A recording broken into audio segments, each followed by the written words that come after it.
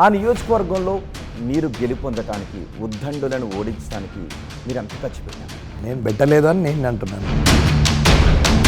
రాష్ట్ర బీజేపీలో కిషన్ రెడ్డి వర్గం, ఈటెల వర్గం, బండి సంజయ్ వర్గం, వెంకటరమణారెడ్డి వర్గం. ఏ వర్గం లేదు. నేను బీజేపీ జాతీయవాదం నేను మొత్తం.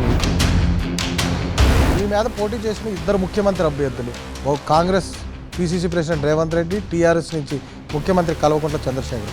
మీరు ఊహించారు అసలు వారిద్దరిపైన విజయం సాధిస్తానని? ఫెయిల్ అయిన నాడు కూడా సేమ్ రిజల్ట్లో ఫీల్ ఉండాలనుకుంటాం కాబట్టి నేను రాష్ట్ర బీజేపీలో వర్గాలు ఉన్నాయా లేదా ఒక మాట చెప్పండి. మీ కారు మీద మోదీ పేరు కనిపిస్తుంది, నెంబర్ మీ మోదీ పేరులో రాసుకున్నారు. వస్త్రధారణ రాజశేఖర రెడ్డిని కనిపిస్తుంది. మీ చేతి పైన జాతీయ జెండా కనిపిస్తుంది, బీజేపీ గుర్తు కనిపిస్తుంది. నేను ఇండియన్ అని చెప్పడానికి నేను ఈ జెండా వేసుకున్నాను. నాకు జనగణమన వస్తుంది మొత్తము, వందే మాత్రం మొత్తం వస్తుంది. ఇప్పుడు మీ గుండెల్లో ఉన్నది మోదీనా రాజశేఖర రెడ్డి? అట్లా అనుకుంటే ఎన్టీ రామారావు ఉంటాడు.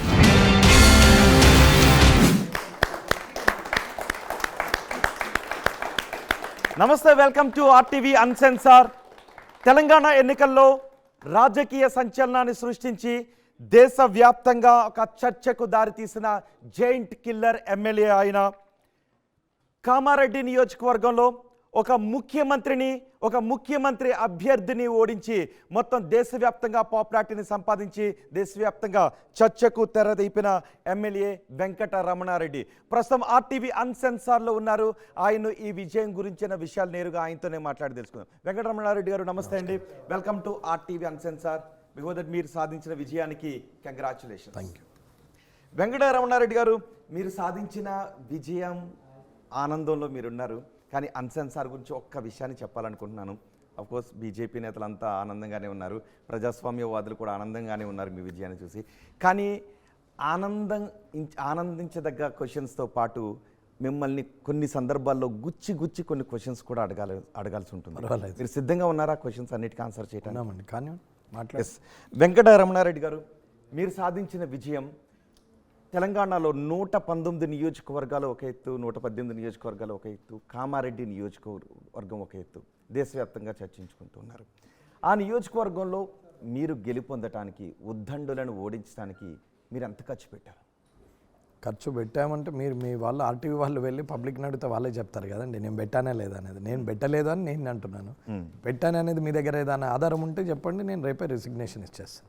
ఓకే, ఎలక్షన్స్లో ఓట్ల కోసం డబ్బులు ఖర్చు పెట్టాను అని నిరూపిస్తే రాజీనామా చేయడానికి సిద్ధంగా ఉన్నాను అని మీరు అంటున్నారు. కానీ నేను ఎన్నికల్లో ఓట్లు కొనటానికి ఎంత ఖర్చు పెట్టారని అడగలేదు. ఎన్నికల ముందు నుంచి నియోజకవర్గానికి ఎంత ఖర్చు పెట్టారని అడుగు. ఎన్నికల్లో ఖర్చు పెడితే బ్రైబ్ అవుతుంది. ప్రజలకు కష్టం వచ్చినప్పుడు సాయం చేస్తే సహాయం అవుతుంది, అది ధర్మం అవుతుంది. కానీ దాన్ని కూడా బ్రైబ్ అనే పదాన్ని ఉపయోగించలేదు. ఎంత ఖర్చు పెట్టారని? నా అవసరం ఉండి మీకు డిన్నర్ ఇస్తే అది బ్రైబు, కానీ మీకు ఆకలి నా దగ్గరికి వస్తే నేను అన్నం పెడితే అది కడుపు నింపడం అంటారు దాన్ని. కానీ దాని అంటే ఆకలేసిన వాడికి అన్నం పెట్టడంతో పాటు ఆకలిగా ఉన్నావా అని అడిగి కూడా అన్నం పెడుతున్నారంటగా. సో మొత్తం ఎంత ఖర్చు పెట్టారు దీని గురించి? దాని గురించి ఏం లేదు, ధర్మం గురించి గుళ్ళు గోపురాలు చేయాలనుకున్నాము. వాళ్ళందరికీ కూడా పిలిచి ఆ గుళ్ళను పునర్నిర్మాణం చేసినాము. ఆగిపోయిన వీటిని కంటిన్యూ చేసాము. శిథిలావస్థలు ఉన్నాయి, మళ్ళీ తిరిగి నిర్మాణం చేసాము. కాబట్టి అది దైవకార్యము. మీకు కష్టం వచ్చినా, నాకు కష్టం వచ్చినా, ఈడున్న వీళ్ళందరికీ కష్టం వచ్చినా ఫస్ట్ మొక్కేది భగవంతుని మాత్రమే తప్ప ఎవరిని మొక్కం. దెబ్బ తలగానే అమ్మ అంటాం ఎట్లనో, కష్టం వస్తే భగవంతుడు అనే మాట్లాడతారు. బాధపడ్డా, ముడుపు కట్టినా, ముక్కు నెలకు రాసినా, మీరు ఏం చేసినా ఆఖరికి ఒక కోడి కోసుకొని తినాలన్నా అమ్మవారి ముందట కోసుకొనే తింటారు తప్ప అది భగవంతునికి మనం ఇచ్చే ధర్మం. హిందూ ధర్మం ప్రకారము భగవంతుని కోరుకుంటాం. మనకు కష్టం వచ్చినప్పుడు, మనం కావాలనుకున్నప్పుడు, మనం ఏదైతే కోరుకుంటామో ఆ కోరుకున్నప్పుడు భగవంతుడు జ్ఞాపకం వస్తాడు. అయితే నష్టపోయినాడు జ్ఞాపకం వస్తాడు, లేదా కానిది కావాలని కోరుకున్నప్పుడు భగవంతుడు జ్ఞాపకం వస్తాడు. కానీ మధ్యలో ఉన్నంతలో సంతోషంగా ఉన్న వాళ్ళకి ఎవ్వరికి కూడా భగవంతుడు జ్ఞాపకం కోసమనే కాదు, గెలిచినా ఓడినా కోట్ల రూపాయలు నేను నియోజకవర్గం కోసం ఖర్చు పెడతాను అని మీరు చెప్పారు. అవును. సో ఎన్ని కోట్ల రూపాయలు ఖర్చు పెట్టాలనుకున్నారు? మా తాతగారు ఏది ఒక అద్దెకరం కూడా అమ్మకుండా ఆయన బతికాడు. ఆయన విలాసవంతమైన జీవితం ఏం లేదు, ఇంట్లో కుర్చీ కూడా లేకుండే. మా నాన్నగారు కూడా సమితి ప్రెసిడెంట్ 25 సంవత్సరాలు. కనీసం కూర్చుందామంటే ఒక చైర్ లేని ఇంట్లో పుట్టాము. కానీ అందరూ కూడా ఆస్తిపరులే. కానీ ప్రజలతో పాటు కింద కూర్చుండి జంపకాన్లో చాపలలో కూర్చుండి రాజకీయం చేసినటువంటి వ్యక్తి 25 సంవత్సరాలు. వాళ్ళు ఒక ఎకరము ఎందుకంటే ఆ, 2 తెలుగు రాష్ట్రాల్లోనూ మీరు సాధించిన విజయంతో పాటు ఇంత ఖర్చు పెట్టడానికి వెంకటరమణారెడ్డి ఆస్తులు ఎంత అని చర్చించుకుంటున్నారు చాలామంది. నేను 150 కోట్లని చెప్పేసిన కదా. నేను మొత్తం ఆస్తి 150 మొత్తం కలిసి 150 కోట్లు ఉంటుంది. అది టీడీఎస్ కడతాను, ఇన్కమ్ ట్యాక్స్ కడతాను, కట్టి అది చారిటీ సంస్థలో పెట్టి దాన్ని డెవలప్మెంట్ చేస్తామన్నాము. ఆ డెవలప్మెంట్ దేన్ని చేస్తామన్నాము? ఉచిత వైద్యము, ఉచిత విద్య, రైతు సేవా కేంద్రము, రైతు కల్లాలు, ఉచిత శిక్షణ శిబిరం అన్నాము. చాలామంది ఊర్లలో టాలెంటెడ్ పీపుల్ ఉంటారు. ప్రతి ఒక్కరికి హైదరాబాద్లో అవకాశం రావాలని అనుకుంటే ఆ టాలెంట్ ఉన్న వారికి కనీసం ఏదన్నా చెప్పగలగాలి, దారి చూపగలగాలి. కనీసము వాళ్ళకి ఉద్యోగ అవకాశం రావాలంటే ఒక దారైనా చూపాలి కదా. ఆ దారి చూపడానికి చేశారు. సో అందుకే ప్రతి మండల కేంద్రానికి ఒక అధునాతన ఆసుపత్రిని కట్టిస్తాను అని మీరు హామీ కూడా ఇచ్చారు. దాంట్లో కూడా వద్దాం. మా ఎడిటర్స్ టీం కూడా సిద్ధంగా ఉంది మిమ్మల్ని క్వశ్చన్స్ అడగడానికి. ఇకపోతే ఒకసారి ఎడిటర్స్ టీం దగ్గరికి వెళ్ళే ముందు ఒక క్వశ్చన్ అడిగి వెళ్తాను. మీకు తాతల నాటి నుంచి చాలా ఆస్తులు ఉన్నాయన్నారు. ఎంత ఆస్తిని ఖర్చు పెట్టేశారు? ఆస్తిని కోట్ల రూపాయల ఆస్తిని ఎందుకు? దానికి లెక్క ఎందుకు? సాయం చేసిన దానికి లెక్కలు కట్టుకుంటే అది వ్యాపారం అవుతుంది. ఎదుటివానికి సాయం చేస్తే పక్కవానికి తెలవకుండా చేయాలి. అది సాయం అంటారు. కానీ నేనింత చేశాను 25 కిలోల బియ్యం తీసుకుపోయి బీదల ఇంట్లో పెళ్ళికి ఇట్లా పెట్టి ఫోటో దిగే క్యారెక్టర్ కాదు. చేసిన సాయాన్ని నలుగురికి చెబితేనే ఇన్స్పిరేషన్ అవుతుంది. మరి కొంతమంది ధనవంతులు కూడా ఇన్స్పైర్ అయ్యి మిమ్మల్ని ఆదర్శంగా తీసుకోండి. నేను అక్కడ కనపడుతుంది కదా, పనులు కనపడుతున్నాయి కదా. నేను డబ్బులు ఖర్చు పెట్టలేదు కదా, పనులు చేయించాం కదా. పనులు కనపడుతున్నాయి కదా. మీరు వెళ్తే గుళ్ళు కనపడతాయి, మీరు వెళ్తే సంఘాలు కనపడతాయి, మీరు వెళ్తే ఫంక్షన్ హాల్ కనిపిస్తాయి, మీరు వెళ్తే కాంపౌండ్ వాల్ కనిపిస్తాయి, మీరు వెళ్తే సీసీ రోడ్లు కనిపిస్తాయి, మీరు వెళ్తే ఫ్లోరింగ్ కనిపిస్తుంది, మీరు వెళ్తే సీలింగ్ కనిపిస్తుంది, మీరు వెళ్తే టైల్స్ కనిపిస్తాయి, మీరు వెళ్తే అయిపోతుంది. అక్కడెక్కడ డబ్బు ఇవ్వలేదు, వర్క్ చేసాం. మిమ్మల్ని క్వశ్చన్ అడగడానికి ప్రసాద్ సిద్ధంగా ఉన్నారు. ప్రసాద్ సార్, 25 సంవత్సరాలు మీ ఫాదర్ సమితి ప్రెసిడెంట్గా చేశారు, మాకు బల్ల కూడా లేదండి. అలాంటి 150 కోట్లు ఎలా సంపాదించారు? మీ విజయ రహస్యం? మీ తాతగారు మీ ఊర్లో ఉంటారు, అప్పుడు అది 100 రూపాయలకి ఎకరం ఉంటుంది. ఇవాళ అది 1 కోటి రూపాయలు అవుతుంది. ఇది ఒక్కటి సరిపోతుంది వాల్యూ. మనమేం సంపాదించాల్సిన అవసరం లేదు. అమ్ముకోనోడు ఆస్తిపరుడు, అమ్ముకున్నోడు దరిద్రుడు, అంతే. సరే, ఈ విజయాన్ని మీ విజయంగా చూస్తారా, బీజేపీ విజయంగా చూస్తారా? అంటే ఇద్దరు మానవతా విజయంగా చూస్తా, ఉమెన్ బీయింగ్గా చూస్తాను. నేను ఏ పార్టీ కానీ వ్యక్తిత్వం కానీ అది పార్టీకి ఏం సంబంధం వ్యక్తిత్వానికి? పార్టీ ఏమి ఇప్పుడు చూడండి, అర్బన్ ఏరియా పర్సంటేజ్ తగ్గి ఉంటుంది, రూరల్ ఏరియా పర్సంటేజ్ ఉంటుంది ఓటింగ్లో. ఎవరిది తప్పు ఇది? చదువుకున్నది కాదా? చదువుకున్నది వాళ్ళకి ఇదేనా నేర్చుకున్నది? బాధ్యత లేదా సొసైటీ పరంగా? సో మీ మీద పోటీ చేసిన ఇద్దరు ముఖ్యమంత్రి అభ్యర్థులు, ఒక Congress PCC president Revanth Reddy, TRS నుంచి ముఖ్యమంత్రి కల్వకుంట్ల చంద్రశేఖర్. మీరు ఊహించారు అసలు వారిద్దరిపైన విజయం సాధిస్తానని? ఎందుకు ఊహించామండి? సెల్ఫ్ కాన్ఫిడెన్స్ ఉంది. సేమ్ నెగిటివ్ పాజిటివ్ని ఒకేలాగా చూస్తాం, కానీ కాన్ఫిడెంట్గానే ఉన్నాం. నేను గెలుస్తానని ఖచ్చితంగా చెప్పినాం. అంతే. ఎందుకంటే నేను 29వ తారీఖున నేను ఇంట్లో 2 సినిమాలు చూసుకుంటూ ఓటీటీలో కూర్చున్నాను. చాలా నేను ఎంత కాన్ఫిడెంట్ ఉంటే 2 సినిమాలు చూస్తాం. ఇది పబ్లిక్ మీటింగ్లో 140 సభలలో నేను ప్రతి ఒక్కరికి చెప్పిన, పలిగిపోయిన పాయింట్లు, హాఫ్ కటింగ్లు పెట్టుకొని, సెల్ ఫోన్ పట్టుకొని, ఇయర్ ఫోన్లు పెట్టుకొని ఏం చేస్తున్నారు వీళ్ళంతా? ఏదో వచ్చినాం బతికినాం పోయినాం అనే పరిస్థితి ఉంది. ఇంకా మళ్ళీ సొసైటీ గురించి మాట్లాడతారు. మా ఊర్లో డెవలప్మెంట్ కాలే, వాడు లీడర్ లంగా, వీడు ఆఫీసర్ దొంగ. నువ్వేంది అసలు? ఓకే, వీడు ఆఫీసర్ వీళ్ళ గురించి మాట్లాడుకుంటారంటున్నారు. రాజకీయ నాయకుల గురించి కూడా అదే మాట్లాడుకుంటారు.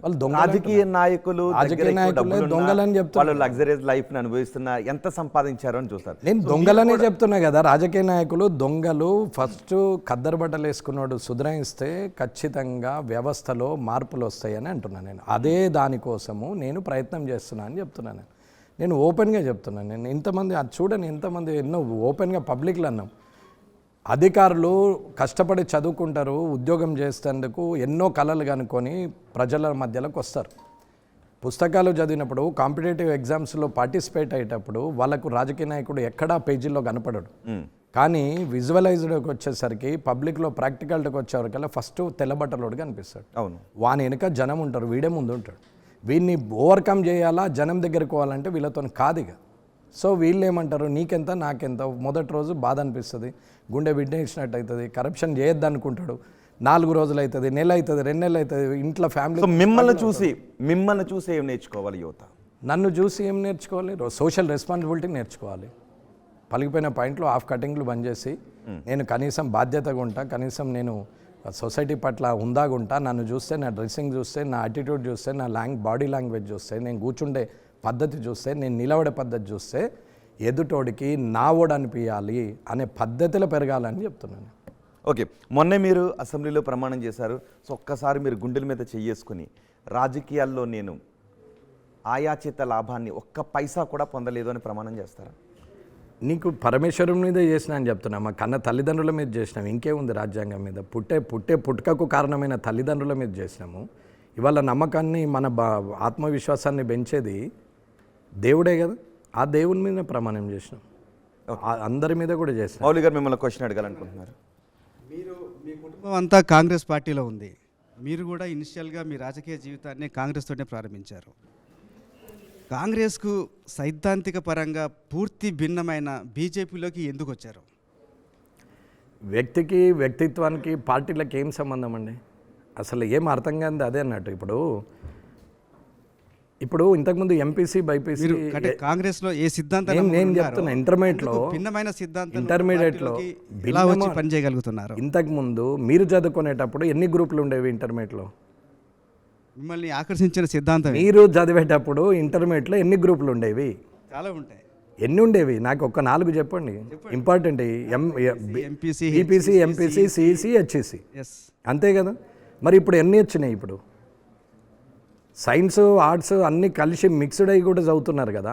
ఓకే, మరి ఇదెందుకు వచ్చింది ఈ గ్రూప్? ఇది కొత్తగా ఎందుకు వచ్చింది? అన్న, మోడర్నైజ్డ్ లోకంలో అప్డేట్ అవుతున్నప్పుడు అందరం అప్డేట్ కావాల్సిందే. అప్డేట్లో కూడా నిజాయితీ ఉండాలని చెప్తున్నాం. అంటే మీరు నమ్మిన సిద్ధాంతాలు అప్పుడు కాంగ్రెస్ వదిలేసిందని అంటారా? అందుకే పార్టీ మారిపోయారా? పార్టీ మారడానికి 100 కారణాలు. ఇప్పుడు ఒక వివాహం అవుతుంది, హస్బెండ్ చాలా బాగుంటాడు, అమ్మాయి బాగుండదు. ఎందుకు నచ్చిందంటే రీజన్ చెప్పండి నాకు. భర్త బాగుండడు, అమ్మాయి చాలా బాగుంటుంది. వీడేంద్ర బాబు అదృష్టవంతుడు, అమ్మాయి దొరికింది అని అంటారు. ఎందుకు నచ్చింది ఆ అమ్మాయికి? ఇతను ఎందుకు నచ్చాడు? దీనికి ఏదైనా రీజన్ చెప్తే నేను చెప్తాను. అంటే మీకు కాంగ్రెస్ సిద్ధాంతం నచ్చకపోయి నచ్చడము, నచ్చకపోవడం కన్నా జనానికి అవసరం ఉన్నటువంటి పనులు చేయకపోవడంలో మార్పులు వచ్చింది. నేను డే 1 నుంచి కూడా అగెనిస్ట్ కరప్షన్. నేను ఇవాళ కూడా అవినీతి రహిత నియోజకవర్గంగా చేయాలనేది నా ఉద్దేశం. మీరు అంటే రాష్ట్రంలో బడా నాయకులందరూ కూడా అలా టెన్షన్ పడుతూ ఉన్నారు చివరి నిమిషం దాకా. మీరు పోలింగ్కి ముందు రోజు సినిమాలు చూస్తున్నారన్నారు, రిజల్ట్ రోజు సినిమా చూస్తున్నారన్నారు. ఏంటంత కాన్ఫిడెన్స్? ఏం ఎగ్జాము మార్నింగ్ 10 o'clock ఉందనక 9 o'clock వరకు కూడా చదివేటోళ్ళు ఉంటారు, కానీ 100 మార్క్స్ రావు. కానీ 3 రోజుల ముందు కూడా మార్చేసి సపరేట్గా కోరుకుంటారు. మెమరీ పవర్ ఎక్కువ ఉంటుంది కాబట్టి ఎగ్జామ్ ఈజీగా రాస్తారు, 100 మార్క్స్ వచ్చిన వాళ్ళు ఉంటారు. అదే మీకు ఏ పవర్ ఎక్కువ, లాస్ట్ బెంచ్ ఏ పవర్ ఎక్కువ ఉందని అంత కాన్ఫిడెంట్గా ఉన్నారు? నేను విల్ పవర్ ఎక్కువ ఉందనేది కాదు, నాకు జనం మీద నమ్మకం, నేను గెలుస్తానని నమ్మకం, నేను పెట్టినటువంటి ఎఫర్ట్స్ మీద నమ్మకం, నేను చేసిన సర్వీస్ మీద నమ్మకం, ఆ క్యారెక్టర్కు నేను నచ్చేటట్టు బిహేవ్ చేసినాం. నేనున్నా ఇప్పుడు ఈ డ్రెస్సింగ్ ఉంది, ఊర్లలో రిలేటెడ్ ధోతి అనేది ఊర్లలో ఒక ఓన్ ఫీలింగ్ వస్తుంది. పాయింట్ షర్ట్ అంటే అర్బన్ ఫీలింగ్ వస్తుంది. ఇంకా కొంచెం పాష్ ఉండి మొండి పాయింట్లు వేసుకొని కింద చెప్పులు ఆఫ్ షూస్ అంటే లోపర్స్ వేసుకొని పోతే ఇంకా పాష్ అనుకుంటారు. ఇంకా పలిగిపోయిన వేసుకొని పోతే ఇంకా పాష్ అనుకుంటారు. మీరు కట్టించిన మీరు గుళ్ళు గోపురాలు కట్టించారు. మీరు చేసిన పనులకి, మీరు చేసిన సేవకి ప్రజల దగ్గర నుంచి ప్రతిఫలం తీసుకున్నారా ఓటు రూపంలో?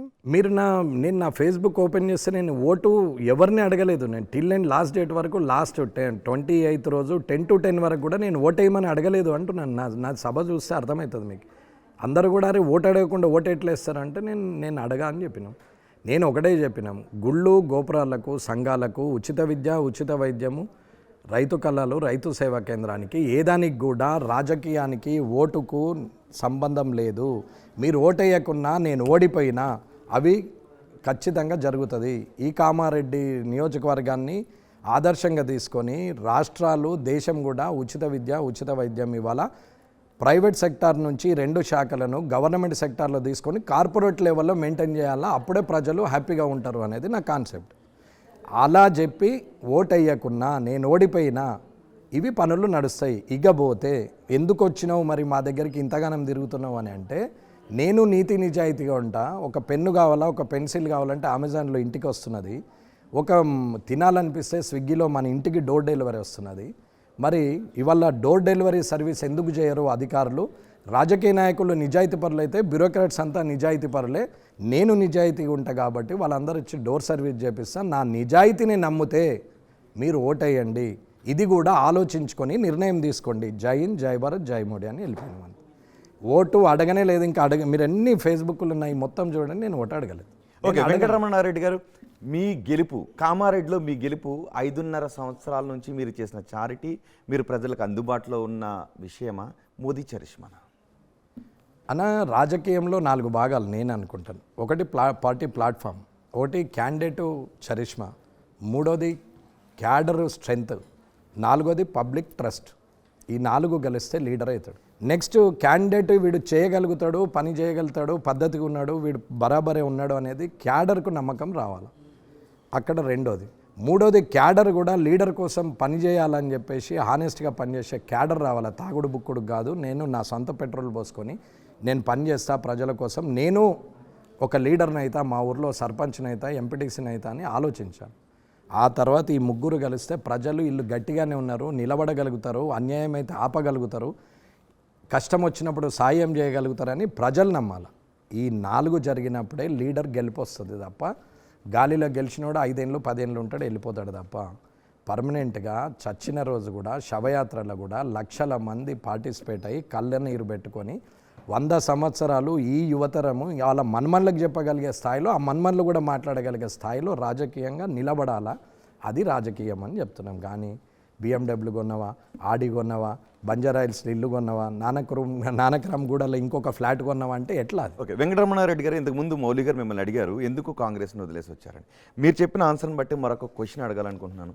మీరు కాంగ్రెస్లో ఉన్నప్పుడే ఈ హిందుత్వ భావాలు ఉన్నాయా, గుళ్ళు గోపురాల భావాలు ఉన్నాయి? బీజేపీలోకి వచ్చి బేసిక్గా మొదటి నుంచి భగవంతుని అలవర్చుకున్నాను. నేను బేసిక్గా మొదటి నుంచి బొట్టు పెడతా, భగవంతుని నమ్ముతా, ఉదయం లేచి హనుమాన్ చాలీసా చదువుతా. నాకు ఎందుకంటే కాంగ్రెస్ సెక్యులర్, కానీ బీజేపీ మాత్రం హిందుత్వాన్ని ముందుకు తీసుకెళ్తుంది. సో మీరు కాంగ్రెస్లో ఉన్నప్పటి నుంచే మరి ఇవాళ నాకు 7,000 మంది మైనార్టీలు ఓటేసారు. హైయెస్ట్ నాకే వేసారు. కామారెడ్డిలో ముస్లిమ్స్ మైనారిటీలు నాకు ఓటేసారు. 7,000 ఓట్లు నాకు వచ్చినాయి. తర్వాత కేసీఆర్ గారికి వచ్చినాయి, తర్వాత రేవంత్ రెడ్డి గారికి వచ్చినాయి. మరి అదెట్లా? మరి బొట్టు పెట్టిండు కదా, టోపీ పెట్టలేడు కానీ ఓటేయకుండా ఊరుకోవాలి కదా. వాళ్ళు ఏం చూసుంటారు? నా బొట్టు చూడలే, నా కులము చూడలే, మతము చూడలే. వాళ్ళు చూసింది ఏంది? హ్యుమానిటీ కదా. Humanity always asset. కానీ వెంకటరమణారెడ్డి గారు, మీరు చేసిన వర్క్ కనిపిస్తుంది మీ నియోజకవర్గంలో. అయితే మీరు ఎమ్మెల్యే కావాలి అనే ఆలోచన, అలాంటి కోరిక మనసులో పెట్టుకొని చేసిన ఈ సర్వీస్ నిస్వార్థ సేవ అవుద్దా? రాజకీయ మార్పు కోరే నేను సర్వీస్ చేసినానే చెప్తున్నాం కదా. నేను రాజకీయ మార్పు, నీతి నిజాయితీ గల రాజకీయ నాయకులు రావాలి. ఇప్పుడు అన్న, మీరు ఎవరికి సాయం చేయరు. మీ స్టాఫ్లో కష్టం వస్తుంది ఒకరికి, మీకు 1 లక్ష రూపాయలు జీతం, ఆయనకు 10,000 జీతం. ఆయనకు సడన్గా వాళ్ళ ఇంట్లో అమ్మకి ఏదో బ్రెస్ట్ క్యాన్సరో లేకుంటే లంగ్ క్యాన్సరో ఏదో వచ్చింది అంటే మంచిగా ఒక పైసలు కావాలని తిరుగుతారు. మీరు ఏమీ సాయం చేయకుండా నీతులు చెప్తే మీకెందుకు మర్యాద ఇస్తారన్నా? ఏమో రెస్పెక్ట్ ఇవ్వరు. మీరు ఈ ప్రతిఫలం కోసమే సేవ చేశారా అనే? ఈ ప్రతిఫలం కోసం కాదు, రాజకీయ మార్పు జరగాలి, కరప్షన్ లేకుండా ఉండాలి, అవినీతి రహిత నియోజకవర్గం ఉండాలి, డబ్బు మద్యం లేకుండా, ఓటు కొనకుండా గెలవాలి. ఆ గెలుపు నాంది కావాలి, అది మార్పుగా మారాలి అనేది నా కాన్సెప్ట్. ఈ క్వశ్చన్ కొంచెం మిమ్మల్ని ఇబ్బందిగా, నాకు నేను తప్పే చేయ కాబట్టి నాకు ఇబ్బంది ఉండదు. మీరు ఏది చేసినటువంటి సేవ నిస్వార్థంగా, మీరు మీ నియోజకవర్గ ప్రజలకు చేసినటువంటి సేవ నిస్వార్థంగా, మీరు నియోజకవర్గం కోసం ఖర్చు పెట్టినటువంటి కోట్ల రూపాయలు, వీటన్నిటినీ నియోజకవర్గ ప్రజలు రాజకీయ కోణంలోనే చూసారా? ఎందుకంటే ఒకవేళ అలా కాదు, నిస్వార్థంగా చూసి మిగిలిన రేవంత్ రెడ్డిని కానీ కేసీఆర్ని కానీ కేవలం మిమ్మల్ని రాజకీయ ప్రత్యర్థులుగానే చూసుంటుంటే ఒకరికి 30%, ఇంకొకరికి 28% ఓట్లు వచ్చాయి. సో మీరు చేసిన దానిని ప్రజలు 34% మాత్రమే తీసుకున్నారు. అంటే ఆ సేవను రాజకీయ కోణంలోనే చూసారా? మానవీయ కోణంలో చూశారని ఎందుకు అనుకోరు? మానవీయ కోణంలో చూస్తే ఓటేషన్లని ఎందుకు అనుకోరు? వాళ్ళిద్దరికీ నాకున్న తేడా అక్కడే కనపడుతుంది కదా. మాట్లాడే మాట, హుందాతనము, మాట్లాడాల్సినటువంటి లాంగ్వేజు అన్పార్లమెంటరీ, ఎదుటి వాళ్ళకి మర్యాద ఇవ్వకుండా సింగులర్ మాట్లాడుతూ, ఎప్పుడూ మనుషులను అవమానిస్తూ, అధికారులను బానిసలుగా మాట్లాడుతూ, నేను అనుకొని వ్యవహరిస్తున్నటువంటి వాళ్ళకి మనము అనుకొని వ్యవహరిస్తున్న నాకు తేడా ఉంది కదా అక్కడ. మీరు ఎంత చారిటీ చేసినా దాని చుట్టూ కూడా కొన్ని విమర్శలు ఉంటూ ఉంటాయి. నెగిటివ్ క్వశ్చన్స్ అడిగేవాళ్ళు, నెగిటివ్ మాట్లాడుకునే వాళ్ళు ఉంటారు. సో ఒక మీడియా వేదికగా ఇప్పుడు మేము ఆ క్వశ్చన్స్ని మీ ముందు ఉంచితే మీరు వాటికి ఆన్సర్ చెప్తే మీకున్నటువంటి ఆ నెగిటివ్గా అనుకునే వాళ్ళకు కూడా ఒక ఆన్సర్ మీకు ఇచ్చుకోవడానికి అవకాశం కలుగుతుంది. కావచ్చు, మేబీ అవకాశం రావచ్చు, అది రివర్స్ కూడా కావచ్చు. దాంట్లో ఏముంది, ఏదున్నా మనసులో ఉన్నదే చెప్తాను కదా, దానికేం లేదు. ఓకే, రాజకీయ ప్రత్యర్థులు మీపైన ఏ విధమైనటువంటి అవినీతి ఆరోపణలు చేయలేదని మీరు అంటారా? చేస్తారు, ఎందుకు చేయరు? ఏదో ఒకటి అంటారు, అనకపోతే నడవదు కదా. చాలా అంటారు, దాంట్లో ఏముంది. ఆయనకు అహంకారం అంటారు, మోనోపోలి అంటారు, ఆయన్నే పెద్ద హరిశ్చంద్రుడు అన్నట్టు ఫీల్ అవుతాడని అంటారు. లేకపోతే నువ్వు జిల్లా పరిషత్ చైర్మన్ అప్పుడు ఇది చేసినామంటాడు, అది చేశారు ఏమంటారు అంటారు వాళ్ళు. నేనేం చేయలేదు, వాళ్ళు అంటారు. ఇప్పుడు వెంకటరమణారెడ్డి గారు, మీరు చారిటీ కోసం ఖర్చు పెట్టేస్తున్నారు, కోట్ల రూపాయలు ఖర్చు పెట్టేస్తున్నారు. ఇప్పుడు మీ ఇన్కమ్ సోర్స్ ఏంటి? నాకు ఏం ఇన్కమ్ సోర్స్ ఏం లేదన్న, నేను ఉన్నాయి ఖర్చు పెట్టేస్తా అంతే. కానీ నన్ను చూసి రోల్ మోడల్ ఖర్చు పెట్టడానికి కూడా కావాలిగా ఇన్కమ్ సోర్స్. నాయి ఉన్నాయి అయిపోతాయి కదా, అయిపోయిన తర్వాత అదే నడుస్తుంది. దానికి రేపు నేను స్వాతంత్రం తెస్తే ఎట్లా బతుకుతారు వీళ్ళు, ఉండని ఇంగ్లాండ్ వాళ్ళ చేతి కింద అని ఫ్రీడమ్ ఫైటర్స్ అనుకుంటే ఇవాళ ఇట్లా ఉండకపోతుంటాయి కదా. ఇందిరాగాంధీ చచ్చిపోతే ప్రధానమంత్రి ఎవరు అని అన్నారు, రాజీవ్ గాంధీ వచ్చిండు కదా. ఆయన పోతే ఎవరు అని అన్నారు, పివి నరసింహారావు వచ్చింది కదా. అరే ఎవరు లేరు, గినే చేస్తాడంటే మన్మోహన్ సింగ్ చేసింది కదా. అరే ఆయనతో ఏమవుతుందంటే వాజ్పేయి గారు వచ్చారు కదా. వాజ్పేయి గారు పోతే మోడీ గారు వచ్చారు కదా. ఇవాళ ముఖ్యమంత్రి తెలంగాణకు కేసీఆర్ గారిని ఎవరు ఎక్స్పెక్ట్ చేశారు? ఇవన్నీ అన్న అయ్య పోతే అమాసాగదు అంటారు చూడండి, ఇది అన్నట్టు. కాబట్టి జరుగుతూనే ఉంటుంది వ్యవహారము. డెవలప్మెంట్ అనేది నాకు తెలిసి డెవలప్మెంట్ అనేది హెయిర్ స్టైల్ లాంటిది. విచ్చలవిడిగా డెవలప్మెంట్ జరుగుతుంది, ప్రాపర్ వే డెవలప్మెంట్ జరుగుతుంది. విజనరీ డెవలప్మెంట్ అనేది ప్రాపర్గా నడవాలి. ఓకే, నేను రాష్ట్ర డెవలప్మెంట్ గురించి అడగట్లేదు, మీ డెవలప్మెంట్ గురించి అడుగుతున్నాను. మీరు చారిటీ కోసం ఖర్చు పెట్టేస్తున్నారు, మళ్ళీ అదే క్వశ్చన్ అడిగాను. మీ రాబడి ఏంటి? రాబడి ఏం ఉన్నది అమ్మినాక రాబడి ఎట్లుంటుందండి? ఇంకెక్కడ రాబడి ఉంటుంది? ఉన్నది అమ్మిన తర్వాత రాబడి ఎట్లుంటుంది? ఉన్నది పెంచితే రాబడి పెరుగుతుంది, ఉన్నదాన్ని అమ్మిన తర్వాత రాబడి ఏంటి? ఏదైతే ఎస్టాబ్లిష్మెంట్ చేస్తామో అది కంటిన్యూటీ ఎట్లా చేస్తారు అని అడగండి, నేను చెప్తా ప్రశ్న. ఆ ప్రశ్న అడగండి. ఓకే, ఇప్పుడు ఎస్టాబ్లిష్మెంట్ చేస్తారు కానీ మెయింటెనెన్స్ ఎట్లా అని అడగండి. నేను చాలా మందికి స్పీచ్లలో చెప్పాను, మీరున్నారు, మీ ఊరు ఏ ఊరు మీది, మీ విలేజ్ ఏది? నా విలేజ్ కామారెడ్డి, నా ప్రాపర్ విలేజ్ దేమికలన్. మీ ప్రాపర్ విలేజ్ ఏది? రాజోలు. నేను కామారెడ్డిలో హై స్కూల్లో, గంజి స్కూల్లో చదివినాను, ఓరియంటల్లో చదివాను, హై స్కూల్లో చదివాను. తద్వారా ఎదుగుతూ వచ్చినాం. ఇప్పుడు మనము ఏ కులంలో పుట్టినా అది మనకు జన్మనివ్వడం అనేది అది ప్రకృతి ధర్మం, అది అందరికీ జరిగేది. మనం ఏ కులంలో పుట్టాలనేది అది భగవంతుని నిర్ణయం, ఎవరికి దానికి అధికారం లేదు. ఇకపోతే మనం సామాజిక బాధ్యత ఉండాలనేది మనిషి ధర్మం. అది ఆ మనిషి ధర్మాన్ని మర్చిన వాళ్ళు ఎవరు అంటే, ఊర్లల్లో బతికి పుట్టి ఆడుకొని ఆ స్కూల్లో చదువుకొని తర్వాత హయ్యర్ ఎడ్యుకేషన్ కోసం వలస పోతూ హైదరాబాద్ దాకా వచ్చి అటునుంచి అంటే విదేశాలకు పోయి ఇటునుంచి ఇటే వచ్చి ఇన్నే సెటిల్ అయిపోయి ఊరికి దసరాకో సంక్రాంతికో ఊరికి పోతున్నారు తప్ప మధ్యలో పోయి బాధ్యతగా మాట్లాడిన వాళ్ళు ఎంతమంది పోతారు? ఓటు కోసం ఒక్క రూపాయి కూడా నేను ఖర్చు పెట్టను, న్యాచురల్ రిసోర్సెస్ని నా సొంతానికి నేను దుర్వినియోగం చేయను, వాడుకోను అని రాజకీయ నాయకులు కూడా చిత్తశుద్ధి ఉంటే ఈ బయటికి వెళ్ళి సంపాదించుకునే వాళ్ళు ఊరి కోసం ఒక రూపాయి ఇవ్వాల్సినటువంటి అవసరం కూడా రాదేమో బహుశా. ఎందుకంటే ఈరోజు అనధికారికంగా అధికారికంగా చెప్పుకుంటున్నటువంటి మాటలు ఒక్కొక్క నియోజకవర్గానికి 20 కోట్లు 30 కోట్ల రూపాయలు ఖర్చు పెట్టడానికి ఎమ్మెల్యేలు సిద్ధంగా ఉన్నారు అని బయట చర్చించుకుంటున్నటువంటి మాట తప్పు కదా. ఎమ్మెల్యేలు వాళ్ళ ఇంటి నుంచి తెచ్చిస్తున్నారు, ఎవరి డబ్బది? మళ్ళీ ప్రజల సొమ్మే కదా. మీరు ఒక మాట చెప్పగలుగుతారా, తెలంగాణలో ఏ ఎమ్మెల్యే కూడా డబ్బులు ఖర్చు పెట్టలేదు, ఓటు కోసం డబ్బులు ఖర్చు పెట్టలేదు, లేదంటే తెలుగు రాష్ట్రాల్లో లేదంటే దేశవ్యాప్తంగా లీడర్లే దొంగలని చెప్పంగా పెట్టలేదని నేను ఎందుకు అంటాను? ఖద్దర్ బట్టలోడే దొంగ అని చెప్తున్నా కదా. నేను అసెంబ్లీలో కూడా మాట్లాడతారు, రేపు అవకాశం ఉంటే మారుమని చెప్తాం. సభ్యత సంస్కారం లేకుండా బహుశా మీరు అన్నదానికి ఎక్స్టెన్షన్ ఇలాంటి చట్టాన్ని తీసుకుని రావడం బెటర్ ఏమో. ఎన్నికలు జరిగిపోయిన తర్వాత ఎన్నికలు పారదర్శకంగా జరిగాయా లేదని ఒక ఎంక్వైరీ వేసి నిజంగా ఏ ఎమ్మెల్యే డబ్బులు ఖర్చు పెట్టారు ఎన్నికలు పారదర్శకంగా జరిగినాయా లేవని ఎంక్వైరీకి డబ్బులు వేస్ట్ ఎందుకు? అసలు ఒక ప్లాట్ఫామ్ పెట్టి ఇట్లనే నలుగురిని పిలిచి ఇక్కడ మాట్లాడి పబ్లిక్ చెప్పేసి పబ్లిక్ మీటింగ్లో చెప్పి ఎవరేం చేస్తామనేది కమిట్మెంట్ ఇచ్చేసి ఇళ్ళలో పోయి వంట అయిపోతుంది కదా, ఖర్చే లేదు కదా. రైట్, రవి మిమ్మల్ని క్వశ్చన్ అడగాలనుకుంటున్నారు. మీరు ఇంతకుముందు ఒక మాట అన్నారు, అంటే ఆధారాలు లేకుండా ఆరోపణలు చేస్తే వాళ్ళకు జైలు శిక్ష విధించాలని అన్నారు. అయితే మీరు 80,000 కోట్ల అవినీతి జరిగింది అని చెప్పారు. ఏది విద్యుత్ రంగంలో పీపీఏలలో 80,000 కోట్ల అవినీతి జరిగిందని మీరు మొన్న ఆరోపించారు ఎమ్మెల్యే గెలిచిన తర్వాత. అయితే దానికి సంబంధించి మీరు ఎప్పుడు బయట పెట్టబోతున్నారు ఆ వివరాలు? అది తప్పు, మీరు సరిగా చదవలేరు నా స్టేట్మెంట్. 83,000 కోట్లు విద్యుత్ స్కామ్ జరిగిందనేది గవర్నమెంటు పత్రికలలో వస్తున్నది. అది ఒక్క సంవత్సరంలోనో 5 సంవత్సరాలనో జరగలేదు. ఇది 18 సంవత్సరాలుగా 20 సంవత్సరాలుగా రాజశేఖర రెడ్డి గారు ఉన్నప్పుడు 2004 నుంచి ఇప్పటి వరకు ఉన్నటువంటి 20 నా స్టేట్మెంట్ క్లియర్గా ఉంటుంది. నా వీడియో మీకు పంపిస్తాను. నేను 20 సంవత్సరాల్లో జరిగిన అవినీతిలో ఒక చిన్న ఉదాహరణ. షబ్బీర్ అలీ గారు ఎనర్జీ మినిస్టర్ ఉన్నప్పుడు నాయక్ అనే వ్యక్తి 1,50,000 జీతంతో ఈ రోజుకు ఇంకా ఆయన ఇంట్లోనే ఛాయ్లు నీళ్లు ఇస్తున్నాడు. రేవంత్ రెడ్డి గారు, మీరు మాణిక్య ఠాకూర్ గారు పోయినప్పుడు కూడా ఛాయ్ ఇచ్చిన ఫోటో ఉంది. నేను పోయినప్పుడు కూడా, కాంగ్రెస్లో నేను పోయినప్పుడు కూడా అతనే టీ ఇచ్చేవాడు. ఏ ప్రోటోకాల్ మీద ఆయన దగ్గర పని చేస్తున్నారు? పబ్లిక్ సర్వెంట్ కదా ఆయన. అప్పటి నుంచి ఇప్పటి వరకు యావరేజ్గా 1,00,000 రూపాయలు జీతం వేసిన 2.5 కోట్ల రూపాయల స్కాము, 2.5 కోట్ల రూపాయల దుర్వినియోగం జరిగింది. అది కూడా ఈ 83,000 కోట్లల్లో ఒక 2 కోట్లు కూడా ఒక భాగము. కాబట్టి మీరు 2 మార్గాలు చెప్పారు. ఒకటి, రేవంత్ గారు పిలిస్తే మీకు స్వయంగా చెప్తానన్నారు. రెండోది, పత్రికలకు ప్రముఖ పత్రికా ప్రకటన చేస్తా అని చెప్పారు. పత్రికా ప్రకటన లేదు. రేవంత్ రెడ్డి గారు పిలిస్తే స్వయంగా వచ్చి చూపెడుతున్న పవర్ పర్చేజ్ అగ్రిమెంట్ ఏదైతే జరిగిందో అవి 14 కంపెనీలు జరిగినాయి. ఆ 14 కంపెనీలలో ఎగ్జాంపుల్కి జీవీకే ఉంది, జిఎంఆర్ ఉంది, బీపీఎల్ ఉంది, ఈ కొండపల్లి ఉంది, కోనసీమ ఉంది, ఇవన్నీ ఉన్నాయి.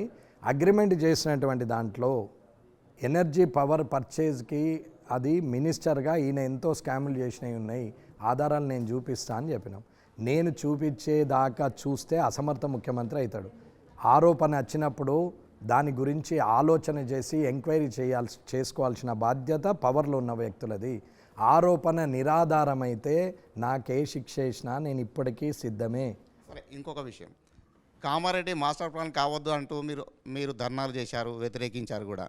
ఇప్పుడు ఎమ్మెల్యేగా మీరు ఉన్నారు, అంటే కామారెడ్డిని ఎట్లా డెవలప్ చేయాలనుకుంటున్నారు? అర్బన్ డెవలప్మెంట్కు మాస్టర్ ప్లాను 100% చేయాల్సిందే. మాస్టర్ ప్లాన్ అనేది అందరికీ ఆమోదయోగ్యంగా ఉండాలి, కానీ కొందరికి యోగ్యమైన విధంగా ఉండొద్దు అనేది కొట్లాడినాం.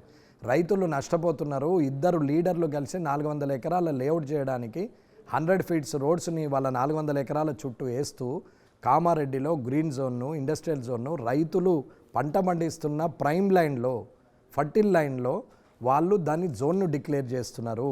అది తప్పు, అది చేయకూడదు.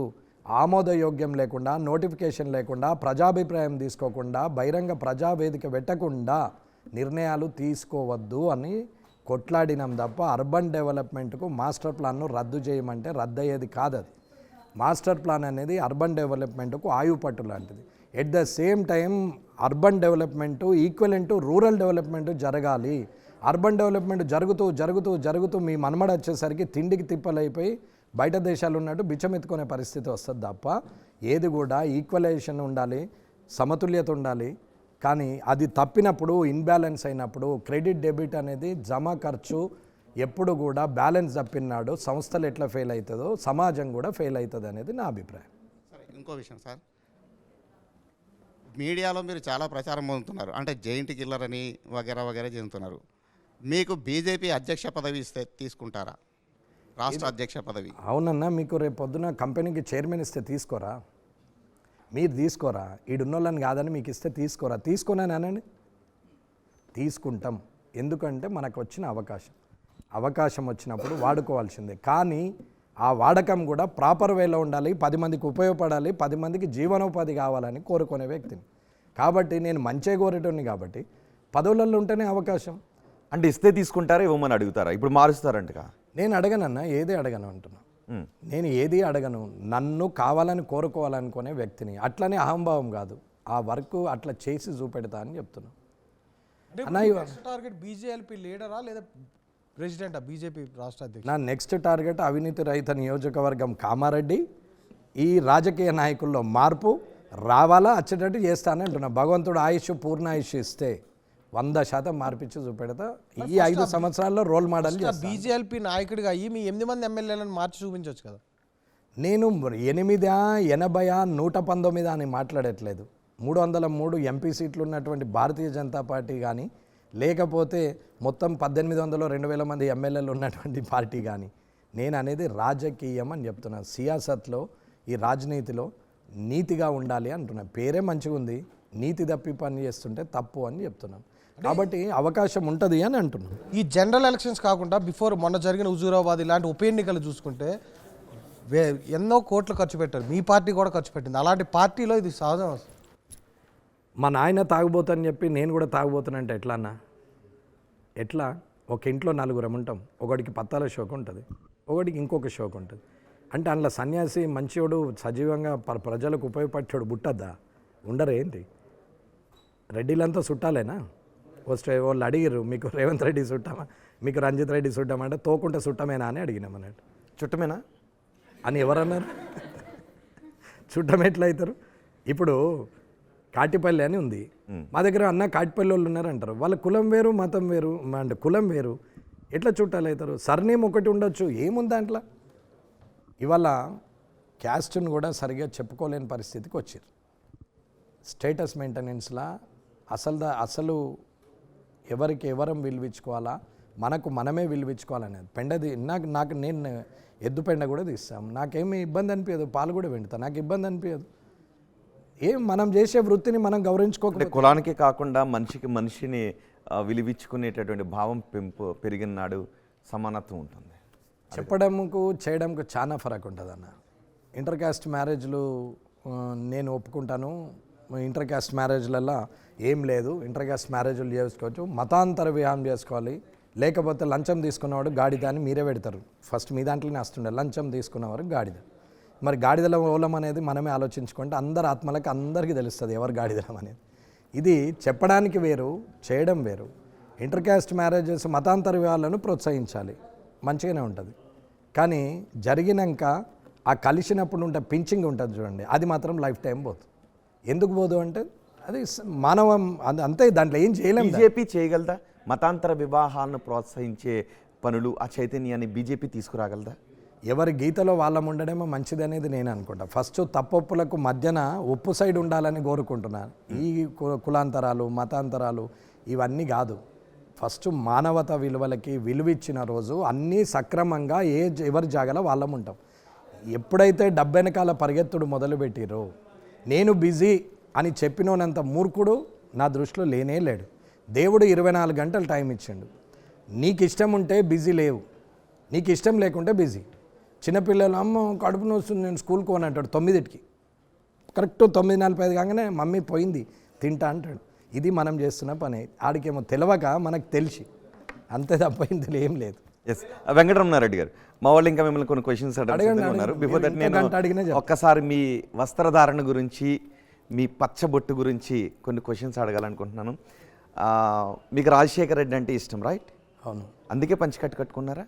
ఒకసారి మీరు ఇక్కడికి వస్తారు. 100% నేనే చెప్తున్నాను. 100% ఆయన కొరకే కట్టుకున్నా, ఆయన కొరకే అసెంబ్లీలో వేసుకొని పోయాను. నేనే చెప్తున్నా కదా, నాకు ఇష్టం. ఇప్పుడు నేను బీజేపీలో జాయిన్ అయ్యేటప్పుడు రాజశేఖర రెడ్డి గారి ఫోటో నేను ఇంట్లో ఉంది తీయను అని చెప్పినాం. దానికి దీనికి ఏం సంబంధం అన్నారు. ఇప్పుడు మోడీ గారు నచ్చారు, ఆయన పక్కన మోడీ గారి ఫోటో కూడా ఉంది. రేపు పొద్దున అట్లా మనిషిని, ఇప్పుడు మీ గుండెల్లో ఉన్నది మోదీనా రాజశేఖర రెడ్డి? అట్లా అనుకుంటే ఎన్టీ రామారావు ఉంటాడు. Okay, is the best CM అన్న. 10 మందికి మంచి జరగడానికి, అభిమానించడానికి, ఓన్ చేసుకోవడానికి డిఫరెంట్ రీజన్స్ ఉంటాయి.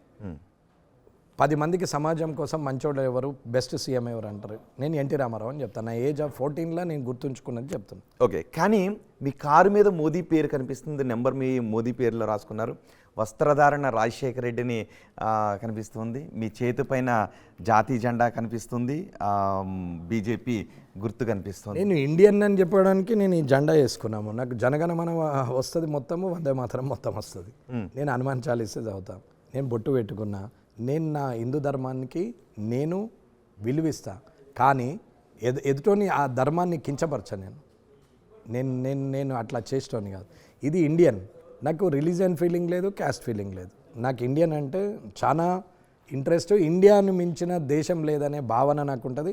ఇంత ప్రైవసీ, ఏదైనా ఎంత ఎక్స్ట్రీమ్ అన్యాయం చేయు, ఇన్నే మంచిగా ఉంటుంది.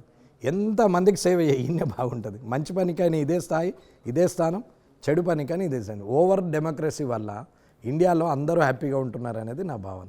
ఇది ఇండియన్. ఇకపోతే ఇది లోటస్. ఈ లోటస్ ఎందుకు అంటున్నామంటే, లైఫ్ ఉన్నంతకాలం నేను ఏదైతే కోరుకున్నానో ఆ కోరికకు స్థానం కల్పించినటువంటి పార్టీ కాబట్టి నేను ఏదైతే మార్పు కోరుకోవడానికి నాకు ఒక ప్లాట్ఫామ్ కావాలనుకున్నా ఆ ప్లాట్ఫామ్ పార్టీ ఇచ్చింది కాబట్టి ఆ పార్టీలో ఉండి నేను ఇవాళ పోటీ చేసి ఎమ్మెల్యే అయినా కాబట్టి నేను ఈ పార్టీలోనే ఎమ్మెల్యే వరకు ఉంటా, ఎమ్మెల్యే అయినాకుంటా, ఆఖరి శ్వాస వరకు ఉంటా అనడానికి ఈ రెండే వేసుకున్నాను. సో 2018 తర్వాత 2017లో వేసాను, 18 తర్వాత ఇది వేసాను. ఓకే. 2018 డిసెంబర్ తర్వాత 2019 జనవరిలో వేసిన తర్వాత కరోనా మొదలైంది. ఓకే, కరోనా గురించి కూడా కొన్ని క్వశ్చన్స్ అడగాలి. సో రాజశేఖర రెడ్డి అంటే ఎందుకు మీకు అంత ఇష్టం? అన్న ఆయన 10 మందికి సాయం చేయాలనే ఆలోచన ఉంటుంది. ఉన్నది అమ్ముకొని కూడా చేసినటువంటి వ్యక్తి. పగలు ప్రతీకారాలు, కక్ష సాధింపులు ఆయన అవన్నీ పట్టుకునేది కాదు. చాలా ప్లెజెంట్గా ప్లీజింగ్ నేచర్తోనే వెళ్ళేవాడు. పాత కక్షలు ఉన్నా అవన్నీ వదిలేసిండు. చాలా ప్లెజెంట్గా ఉన్నాడు. చాలాసార్లు ఒక్క క్వశ్చన్, రాజశేఖర రెడ్డికి ఉన్న పాత కక్ష ఏంటి? ఉండొచ్చు, అది రాయలసీమలో ఏమో కక్షలు అంటారు. నేను బాలకృష్ణ సినిమాలలో చూసినాం, నేనైతే డైరెక్ట్గా చూడలేదు. అంటారు, స్టోరీలు ఉన్నాయి, అప్పటి ఏవో అంటారు, ఏవో చెప్తారు. మన ఏజ్ చిన్నగా ఉన్నప్పుడే అన్నారు. ఇవాళ నేను 53 ఏళ్ళు ఉండొచ్చు. నేను పొలిటికల్ వచ్చినప్పుడు 28 ఏళ్ళు ఉన్నాను. అప్పుడు విన్నాం కథలుగా, చూసింది ఏమీ లేదు. కానీ ఆయనను దగ్గరగా నేను 2004 నుంచి 2009 ఆయన చనిపోయే ఒక్కరోజు ముందు వరకు నేను ఆయనతో చాలా ఇంటిమసీగా ఉన్నా, దగ్గరగా ఉన్నా. ఆయనను చూసి నేర్చుకునేవి చాలా ఉన్నాయి. ఈ ఎక్కువసేపు నిలబడడం కూడా ఆయన ద్వారానే అలవాటైంది. గంటలు కూడా ఓపికగా నిలబడే అలవాటు ఆయనతోనే అయింది. ఎవరికి తెలియని ఒక విషయం చెప్తారా రాజశేఖర రెడ్డి గురించి? మీకు మాత్రమే తెలిసింది, ఎవరికి తెలియదని నేనేందుకు? మీరు భార్యకు, ఆయన కొడుకు, ఆయన ఇంటోళ్ళకి తెలుస్తుంది కదా.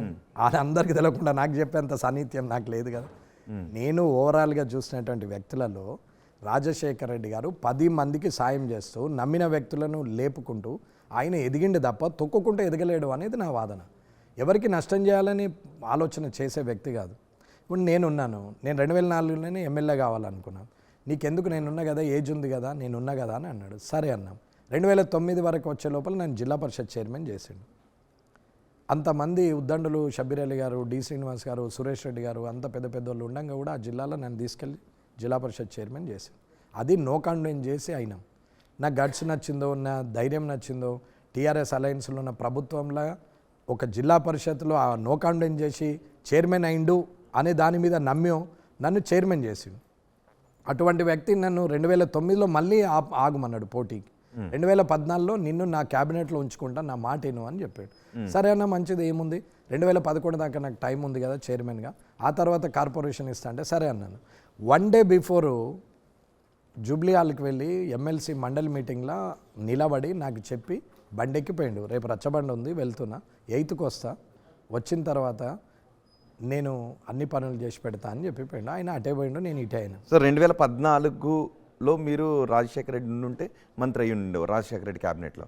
నేను ఎథిక్స్, మోరల్స్ మర్చిపోయి ఉండేది కాదు, డబ్బు కోసమే పని చేస్తుంటే నేను 2004లో అవుతుంటే ఇంత దాకా ఆగకపోతుంటే నేను యంగెస్ట్ మినిస్టర్ని ఉంటుంటే. కానీ డబ్బు, మద్యము, ఈ బ్రైబు వీటికి అగెనెస్ట్ కాబట్టి వెయిట్ అండ్ సీ అనుకుంటా 53 ఏళ్ళు వచ్చినాయి. ఈ 53 ఏళ్ళప్పుడు చప్పర్పాడికే అంటాడు, భగవంతుడు ఇస్తాడు, ఎదురు చూసినానికి ఎంత అంటే అంత క్రేజ్ ఇచ్చిండు. ఇలా తెచ్చి ఇంతమంది మధ్యన నిలబెట్టిండు. రైట్. అమర్, మిమ్మల్ని క్వశ్చన్ అడగాలనుకుంటున్నారు. కేవీఆర్ ఎమ్మెల్యే కావాలనే సంకల్పం 25 ఏళ్ల తర్వాత నెరవేరింది. కేవీఆర్ ఎన్నో మాటలు చెప్తూ ఉంటారు, కానీ ప్రస్తుతం కాంగ్రెస్ పార్టీ అధికారంలో ఉంది.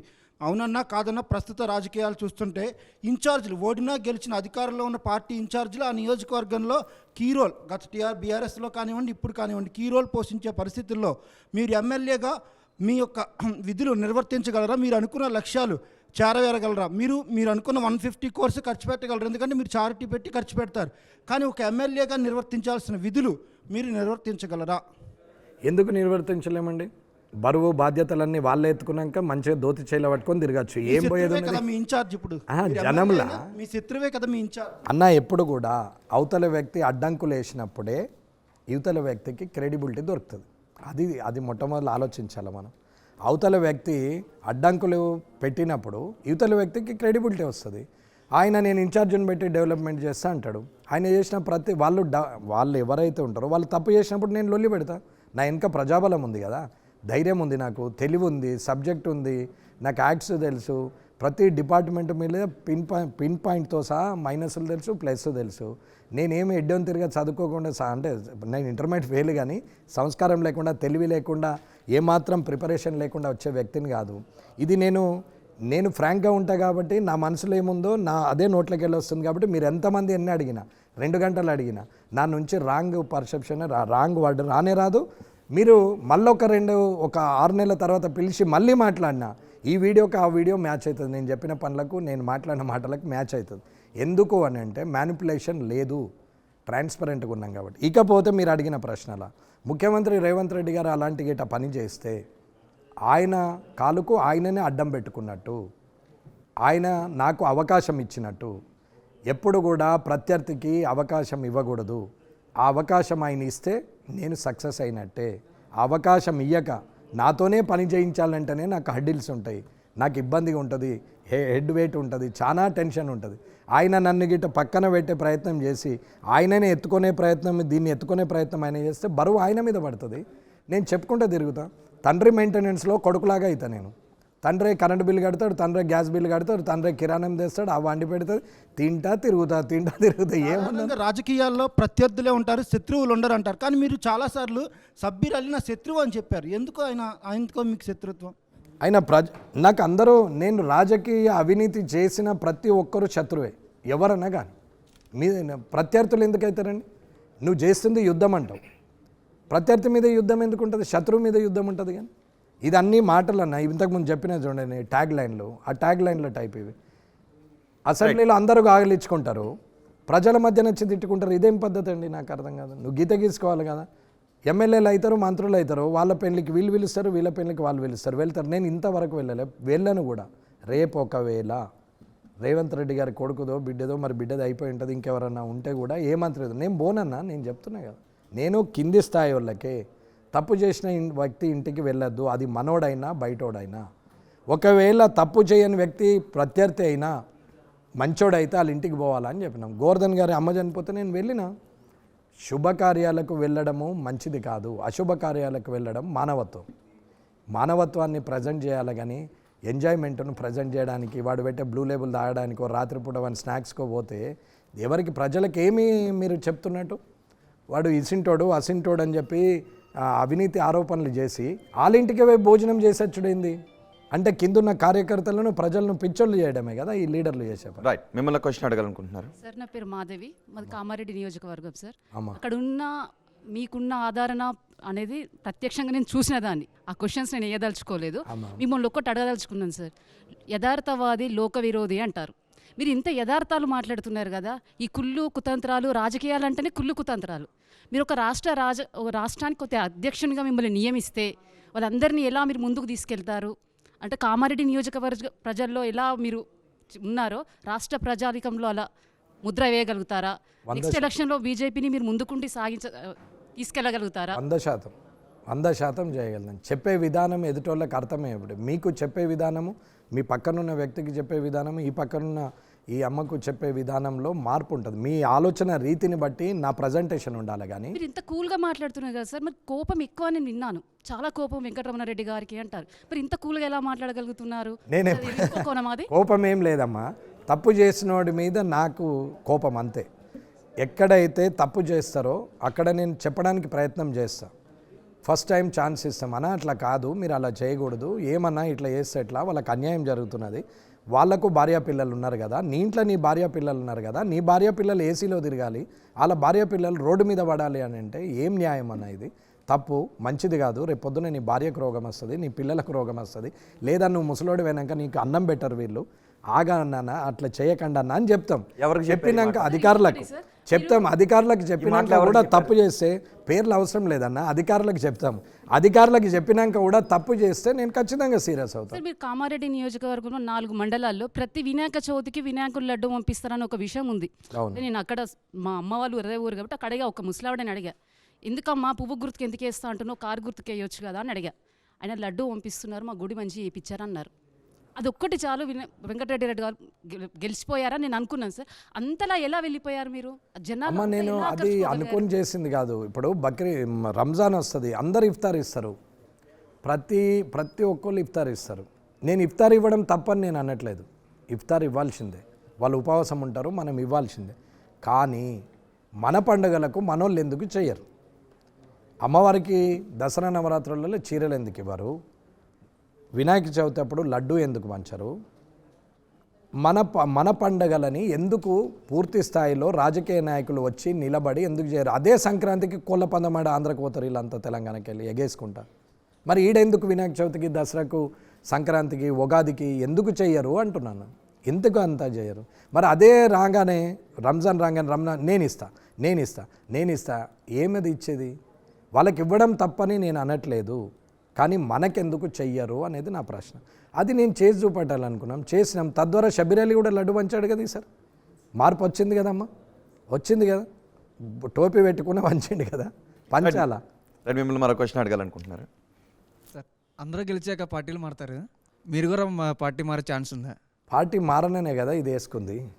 ఒకవేళ టాటూ రిమూవర్ కూడా వచ్చింది కదా అని మీరు అంటుండొచ్చు. మానసికంగా శారీరకంగా బతికున్నా భౌతికంగా చనిపోయినట్టే లెక్క కదా. నేను పార్టీ కాంగ్రెస్ పార్టీ మారడానికి ఒక చిన్న రీజన్ ఉన్నది. ఈ షబీర్ అలీ గారి ద్వారా ఆ పార్టీలో ఎదిగే పరిస్థితి లేదు. నేను అనుకున్న కాన్సెప్ట్ ఒక టైం అయిపోతున్నది, 15 ఏళ్ళు వెయిట్ చేసినాము. ఈయన నన్ను ఇంకా ఇబ్బంది పెడుతూనే ఉన్నాడు, ఈయన సెట్ చేస్తలేడు కాబట్టి సెట్ బ్యాక్ అయ్యాం. ఎమ్మెల్సీ విడ్రా అయితే అమ్ముకున్నాడు, బీఫామ్ అమ్ముకున్నాడు, అమ్ముడు పోయిండు టీఆర్ఎస్కు, అందుకే విడ్రా అయిండు అని ఆయన భావన. 2 కోట్లు అడిగిండు అందుకే విడ్రా అయిన అనేది నేను చెప్పేది. ఇయ్యాలటి కూడా నేను చెప్తున్నా అన్నాడు, ప్రెస్ మీట్ పెట్టి కూడా చెప్పినాం. డబ్బులు ఇంకా అంటే నేను డబ్బులు ఇవ్వను, డబ్బులు ఇచ్చే అలవాటు లేదు, కుదరదు అని చెప్పినాం.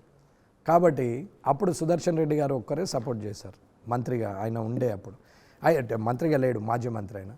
అయిపోయింది, ఏ లాభం లేదు ఈ రాజకీయాల్లో, మనం ఇమిడియట్ అట్లేమో అని అనుకున్నాం. వెనక్కి వచ్చిన తర్వాత నా బిజినెస్ నేను చేసుకుంటున్నప్పుడు, నా స్కూల్లో నేను ఛాంబర్లో కూర్చున్నప్పుడు నాకు చదువు చెప్పినటువంటి దేవరాజు గారు అని ఒక టీచర్, ఆయన కూడా ప్రగతి ట్యూటోరియల్ అని నాకు ఈవినింగ్ ట్యూషన్కి పోతే చెప్పే వ్యక్తి, మొత్తం పర్మనెంట్గా నాకు చదువు అట్లా చెప్పిన ఆయన కాదు, ఆ ట్యూటోరియల్లో ఉండే టీచర్ ఆయన వచ్చి ఏం రా నువ్వు ఇట్లా కూర్చుంటే ఎట్లా, అందరేమో తినేటోళ్ళు అయిపోయారు, బయట మాట్లాడేటోనేమో వచ్చి ఈడ వ్యాపారం చేస్తున్నావు, ఇస్తే 200 మందికి ఉద్యోగం ఇస్తావు, అంతకన్నా ఇక చేయలేవు కదా, సర్వీస్ చేసే తెలివి ఉన్నప్పుడు గిన్నె కూర్చున్నావేంది, నువ్వు రాజకీయాలకు పోవాలా, నా మాటిని బెటా, నా మాటిను అని చెప్తే నేను పట్టించుకోలేదు. ఒక 6 నెలలు తిరిగిండు ఆయన విసుగుతో పాటు. ఆయన అన్న తర్వాత ఒక ఇన్సిడెంట్ జరిగింది. ఒక చిన్న అన్యాయం జరిగిన ఒక వ్యక్తి ప్లాట్ కబ్జా కౌన్సిలర్ చేసిండు, దానికి ఎమ్మెల్యే సపోర్ట్ చేస్తున్నాడు. ఆయన కురుమైన బిడ్డకు గిఫ్ట్గా అంటే బిడ్డకి ఇచ్చిండు కట్నం కింద, అల్లుడు సతాయించి బిడ్డని ఇంటికి పంపాడు. ఈ ప్లాటు కొత్తదన కొని లేకుంటే ఇది క్లియర్ అనేది చేయమని. ఆయన ఎట్లా ఏం చేయాలంటే ఎవరో నా పేరు చెప్తే నా దగ్గరికి వచ్చి అది చూసినాక అనిపించింది ఇది ఇట్లా కూర్చుంటే ఈ అన్యాయం ఇట్లనే అవుతుంది, లాభం లేదని అది సెటిల్ చేసి మళ్ళీ రీఎంటర్. అది ఎలా చేశారు? రాజశేఖర రెడ్డి దగ్గరికి తీసుకెళ్లారా? రాజశేఖర రెడ్డి అది 2018 ఇష్యూ. ఆ తర్వాత 3 నెలలకే చేంజ్ కావాల్సి వచ్చింది 2018లో. ఓకే, రాష్ట్ర బీజేపీలో కిషన్ రెడ్డి వర్గం, ఈటెల వర్గం, బండి సంజయ్ వర్గం, వెంకటరమణారెడ్డి ఏ వర్గం? ఏ వర్గం లేదు. నేను బీజేపీ జాతీయవాదం, నేను మొత్తం ఇండియన్ని, నేను బీజేపీలో ఒక మెంబర్నే తప్ప ఎవరి వర్గం ఎవరి దగ్గర. రేపు పొద్దున నేనైనా నా వర్గం అంటూ ఏముండదు. మంచి చెడే 2 వర్గాలు. చెడు మార్గంలో పోతే అనుభవిస్తారు, మంచి మార్గంలో పోతే టైం పడుతుండొచ్చు కానీ రిజల్ట్ అయితే వస్తుంది. అంటే 3 వర్గాలు కాకుండా మీకు సొంత వర్గం ఏమైనా ఉండే అవకాశం ఉంది? ఎవరికి వాళ్ళు దోసింది వర్గం అన్నారు కానీ నా వర్గం నీ వర్గం అని బోర్డులు ఏం పెట్టుకోలేరు. కానీ వాళ్ళ వెనక తిరిగింది ఏమి లేదు. ఉన్న మందిని అందులో వర్గాలు చేసుకోవాల్సిన అవసరం లేదు. కానీ వర్గాలు ఉన్నమాట నిజమా కాదా, ఒప్పుకుంటారా లేదా? వర్గము ఉన్నమాట నిజమా లేదా అంటే రాజకీయంలో నేను ఎదగాలి అని అందరూ అనుకోవచ్చు, కానీ ఒకని తొక్కి ఎదగాలి అనుకోవడం మాత్రం తప్పు అని నేను అంటున్నా. ఇవాళ అక్కడ వర్గాలు ఉన్నాయా లేవంటే ఎవరికి వాళ్ళమే మేము సెలబ్రిటీలు అనుకునే పరిస్థితి వచ్చినాడు, ఖచ్చితంగా ఆ ప్రాబ్లం వస్తుంది. ఇప్పుడు కామారెడ్డిలో నేను ఎట్లయితే బిఫోర్ ఎమ్మెల్యే అంటే వెంకటరమణారెడ్డి అనే వ్యక్తి ఎట్లున్నాడో, ఈ ఎమ్మెల్యేని ఒక ట్యాగ్ లైన్లో, అది పర్మనెంట్ కాదు, అది ట్యాగ్ లైన్ అనుకొని నేను మళ్ళీ పాత పద్ధతిలో ఉంటే అక్కడ ఏమీ ఇబ్బంది రాదు. కానీ నేను ఫోన్ ఎత్తక కామారెడ్డి పోక హైదరాబాద్లో ఇట్లా స్టూడియోలో చుట్టూ తిరిగినా అనుకోండి. రాష్ట్ర బీజేపీలో వర్గాలు ఉన్నాయా లేదా ఒక మాటలో చెప్పండి. లేదన్నా, అక్కడైతే వర్గాలు ఏమీ లేవు. మీ చెప్పండి. అంతా అక్కడ ఏం వర్గాలు అయితే లేవు, నేను ఏ వర్గానికి సంబంధించినని కాదు. కొంతమంది మీ జిల్లా కేంద్రంలో వచ్చి బీజేపీ ఆఫీస్లో అక్కడ ఉన్నటువంటి ఎంపీ పడి రావట్లేదు అని చెప్పి వాళ్ళు కొంతమంది పార్టీ కూడా మారిన అగనిస్ట్ మీకు తెలియకుండానే మండల అది నేను కామారెడ్డి జిల్లా, అదేమో కరీంనగర్ జిల్లా, ఉమ్మడి జిల్లాకి చెప్తున్నాను నేను. నిజామాబాద్ జిల్లా మారినరు వినయ్ కుమార్ గారు మారినరు, కాదని నేను అనట్లేదు. పడి రాకపోవచ్చు అరవింద్ గారికి, ఆయనకి సంజయ్కి మారకుండా జిల్లా అధ్యక్షులు తెలియకుండానే మండల అధ్యక్షులు మార్చిండ్రనే దాని మీదనే ఇదంతా జరిగింది. మరి అక్కడి నుంచి వచ్చి పార్టీ ఆఫీస్ దానికి వచ్చిందంటే మీకు తెలియకుండా ఉండదు కదా, వర్గాలు లేవంటున్నారు. కావచ్చు, పడి రాకపోవడం వేరు, వర్గాలు వేరు. పడి రాకపోవచ్చు ఇద్దరికి. నేనంటే కూడా కాన్స్టిట్యున్సీలో నా మాటలు నచ్చని వాళ్ళు కూడా ఉన్నారు. దాంట్లో ఏముంది? ఇప్పుడు నేను ఇంత క్లియర్గా మాట్లాడుతున్నా, అమ్మ అన్నది కదా లోక విరోధి అని. ఉంటారు కదా నలుగురికి నచ్చను. నాన్ కరప్షన్ అని నేను అంటున్నా. కరప్షన్ వాళ్ళకి ఎట్లా నచ్చుతానా? పొద్దున్న లేస్తే పైరవ్ చేసేటానికి నేను ఎట్లా నచ్చా? కానీ వెంకటరమణారెడ్డి కూడా తన పార్టీలో వ్యక్తులను ఎదగకుండా చేస్తారు, తొక్కేస్తారు. అట్లా కొంతమంది పార్టీని వీడాల్సి వచ్చింది అనే వాస్తవం కాదా? ఫర్ ఎగ్జాంపుల్ వేణుగోపాల్ గౌడ్ మీ ఒత్తిడి తట్టుకోలేక పార్టీ మారలేదా? మురళీధర్ గౌడ్ కానీ నీలం రాజు కానీ మీరు మీ ఒత్తిళ్ళ వల్ల సఫర్ అవుతున్నమాట నిజం కాదా? మీరు అమ్మది కామారెడ్డి అంటున్నారు కదా, వాళ్ళ ఇంటికి ఫోన్ చేసి చెప్పమనండి. వీళ్ళు ఎప్పుడైనా ప్రజల్లో కనిపించారా అనేది అడగమనండి. ఒకటి. రెండోది, వీళ్ళు పార్టీ సీనియర్లే, పార్టీలో పనిచేస్తారు, పార్టీ ఆదేశానుసారం పార్టీ కొరకు పనిచేసేవాళ్ళు, ప్రజల కోసం కాదు. వీళ్ళు ప్రజల మధ్యనకు వెళ్ళరు. ఇది వాళ్ళ ముందర కూడా అన్నా నేను. కనీసం మీరు ప్రజల దగ్గర పోయి ఒక ప్రోగ్రాం చేసిర్రా. పార్టీ టికెట్ ఇస్తే నేను పోటీ చేస్తా, పార్టీ టికెట్ ఇచ్చేదాకా పని చేయని వేణుగోపాల్ గౌడ్ గారు అట్లనే కూర్చున్నారు. కానీ నేను 5.5 సంవత్సరాలుగా పార్టీ నాకు టికెట్ ఇవ్వాలా, ఏ ఎక్స్ఎమ్మెల్యేనో ఏ ప్రజెంట్ ఎమ్మెల్యేనో పార్టీలో జాయిన్ చేసుకోవాలంటే వచ్చే ఎమ్మెల్యేకి కూడా పదన కావాలని చెప్పి నేను అనుకున్నా. అంత ధైర్యంగా పనిచేసినాం. పార్టీ నన్ను మార్చాలంటే కూడా ఆలోచించాలనుకొని పనిచేసినాం. ఇట్లా ప్రతి ఒక్కరూ కాన్స్టిట్యున్సీలా పని చేసినప్పుడు పార్టీ ఎందుకు ఎదగదు? కానీ పార్టీ టికెట్ ఇచ్చినాక పని చేస్తా అంటే 15 రోజుల్లో నువ్వు చేసేది ఏముంది? 15 డేస్లో ఏం చేస్తారమ్మా? నేను ఎగ్జామ్స్ ముందరనే చదువుతాను, నేను చదవా అంటే అసలు ఏ పేజీలో ఏముందో నీకు తెలవాలి కదా. కానీ ఎన్నికల ముందు మీరు ఏం చేశారు? ఎన్నికల ముందు కొన్ని నెలలు, ఒక 6 నెలల ముందు వరకు బీఆర్ఎస్కి ఆల్టర్నేటివ్ బీజేపీ అని అన్నారు. తర్వాత మొత్తం గ్రాఫ్ అంతా డౌన్ అయిపోయిన పరిస్థితి ఉంది. గెలుస్తారు అనుకున్న వాళ్ళు గెలవలేదు, అంచనాలు లేని వాళ్ళందరూ గెలిచారు. అది రాష్ట్ర వ్యాప్తమైన ఇష్యూ. నేను కామారెడ్డికి మట్టుకు మాత్రమే పరిమితం. బీజేపీ నేత కదా, రేపు అధ్యక్ష పదవి ఇస్తే తీసుకుంటానంటున్నారు. కామారెడ్డిలో కావడానికి కూడా అవకాశాలు ఉన్నాయని అంటున్నారు. రాష్ట్ర బీజేపీ గురించి ఖచ్చితంగా పోస్ట్ మార్టం అవకాశాలు ఉన్నాయి కాదు, అవకాశం వస్తే. అవకాశం ఉన్నది అంటే ఉన్న అవకాశం ఊసిపోతుంది. అవకాశం ఉన్నది, మీరు అవకాశాలు వెతుక్కుంటూ వెళ్ళాలిగా. ఓటమికి కారణాలు ఏంటి అనేది పోస్ట్ మార్టం చేశారు ఎంతవరకు? నేను ఎందుకు చేస్తానన్నా, నా గెలుపుకు కారణం గర్వంగా చెప్తున్నా. వాళ్ళ ఓటమికి మా ఇద్దరు ముఖ్యమంత్రులు, మాజీ ప్రజెంట్ ఉన్న ముఖ్యమంత్రులు ఓటమికి కారణం చెప్తున్నా. చెప్పమంటే అవి కూడా చెప్తా. కానీ ఎదుటోళ్ళ ఓటమికి కారణాలు చూసేంత సమయం కానీ అవసరం కానీ నాకు లేదు. ఆ బాధ్యత వచ్చినప్పుడు దాని మీద మాట్లాడదాం. ఒక తండ్రిగా 4 పిల్లల బాధ్యత చూడాల్సిన బాధ్యత తండ్రిది.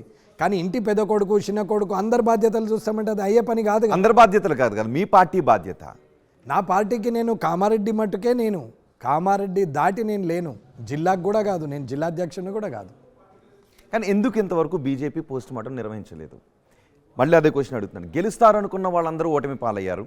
అంచనాలు లేకుండా 8 మంది కూడా గెలిచారు. గెలుస్తారనుకున్న వాళ్ళు బండి సంజయ్ కావచ్చు, ధర్మపురి అరవింద్ కావచ్చు, ఈటెల రాజేందర్ కావచ్చు, రఘునందన్ రావు కావచ్చు. మీరు అనుకోలే? ఎవరు అనుకోలే? నేను గెలిస్తే చాలనుకున్నా. నేను గెలవాలని. వాళ్ళు గెలిస్తే చాలనుకున్నారా, గెలవాలనుకున్నారు? నేను గెలవాలనుకున్నాను, కానీ వాళ్ళు గెలిస్తే చాలు. వాళ్ళ గురించి ఆలోచించే టైం ఎక్కడిది నాకు?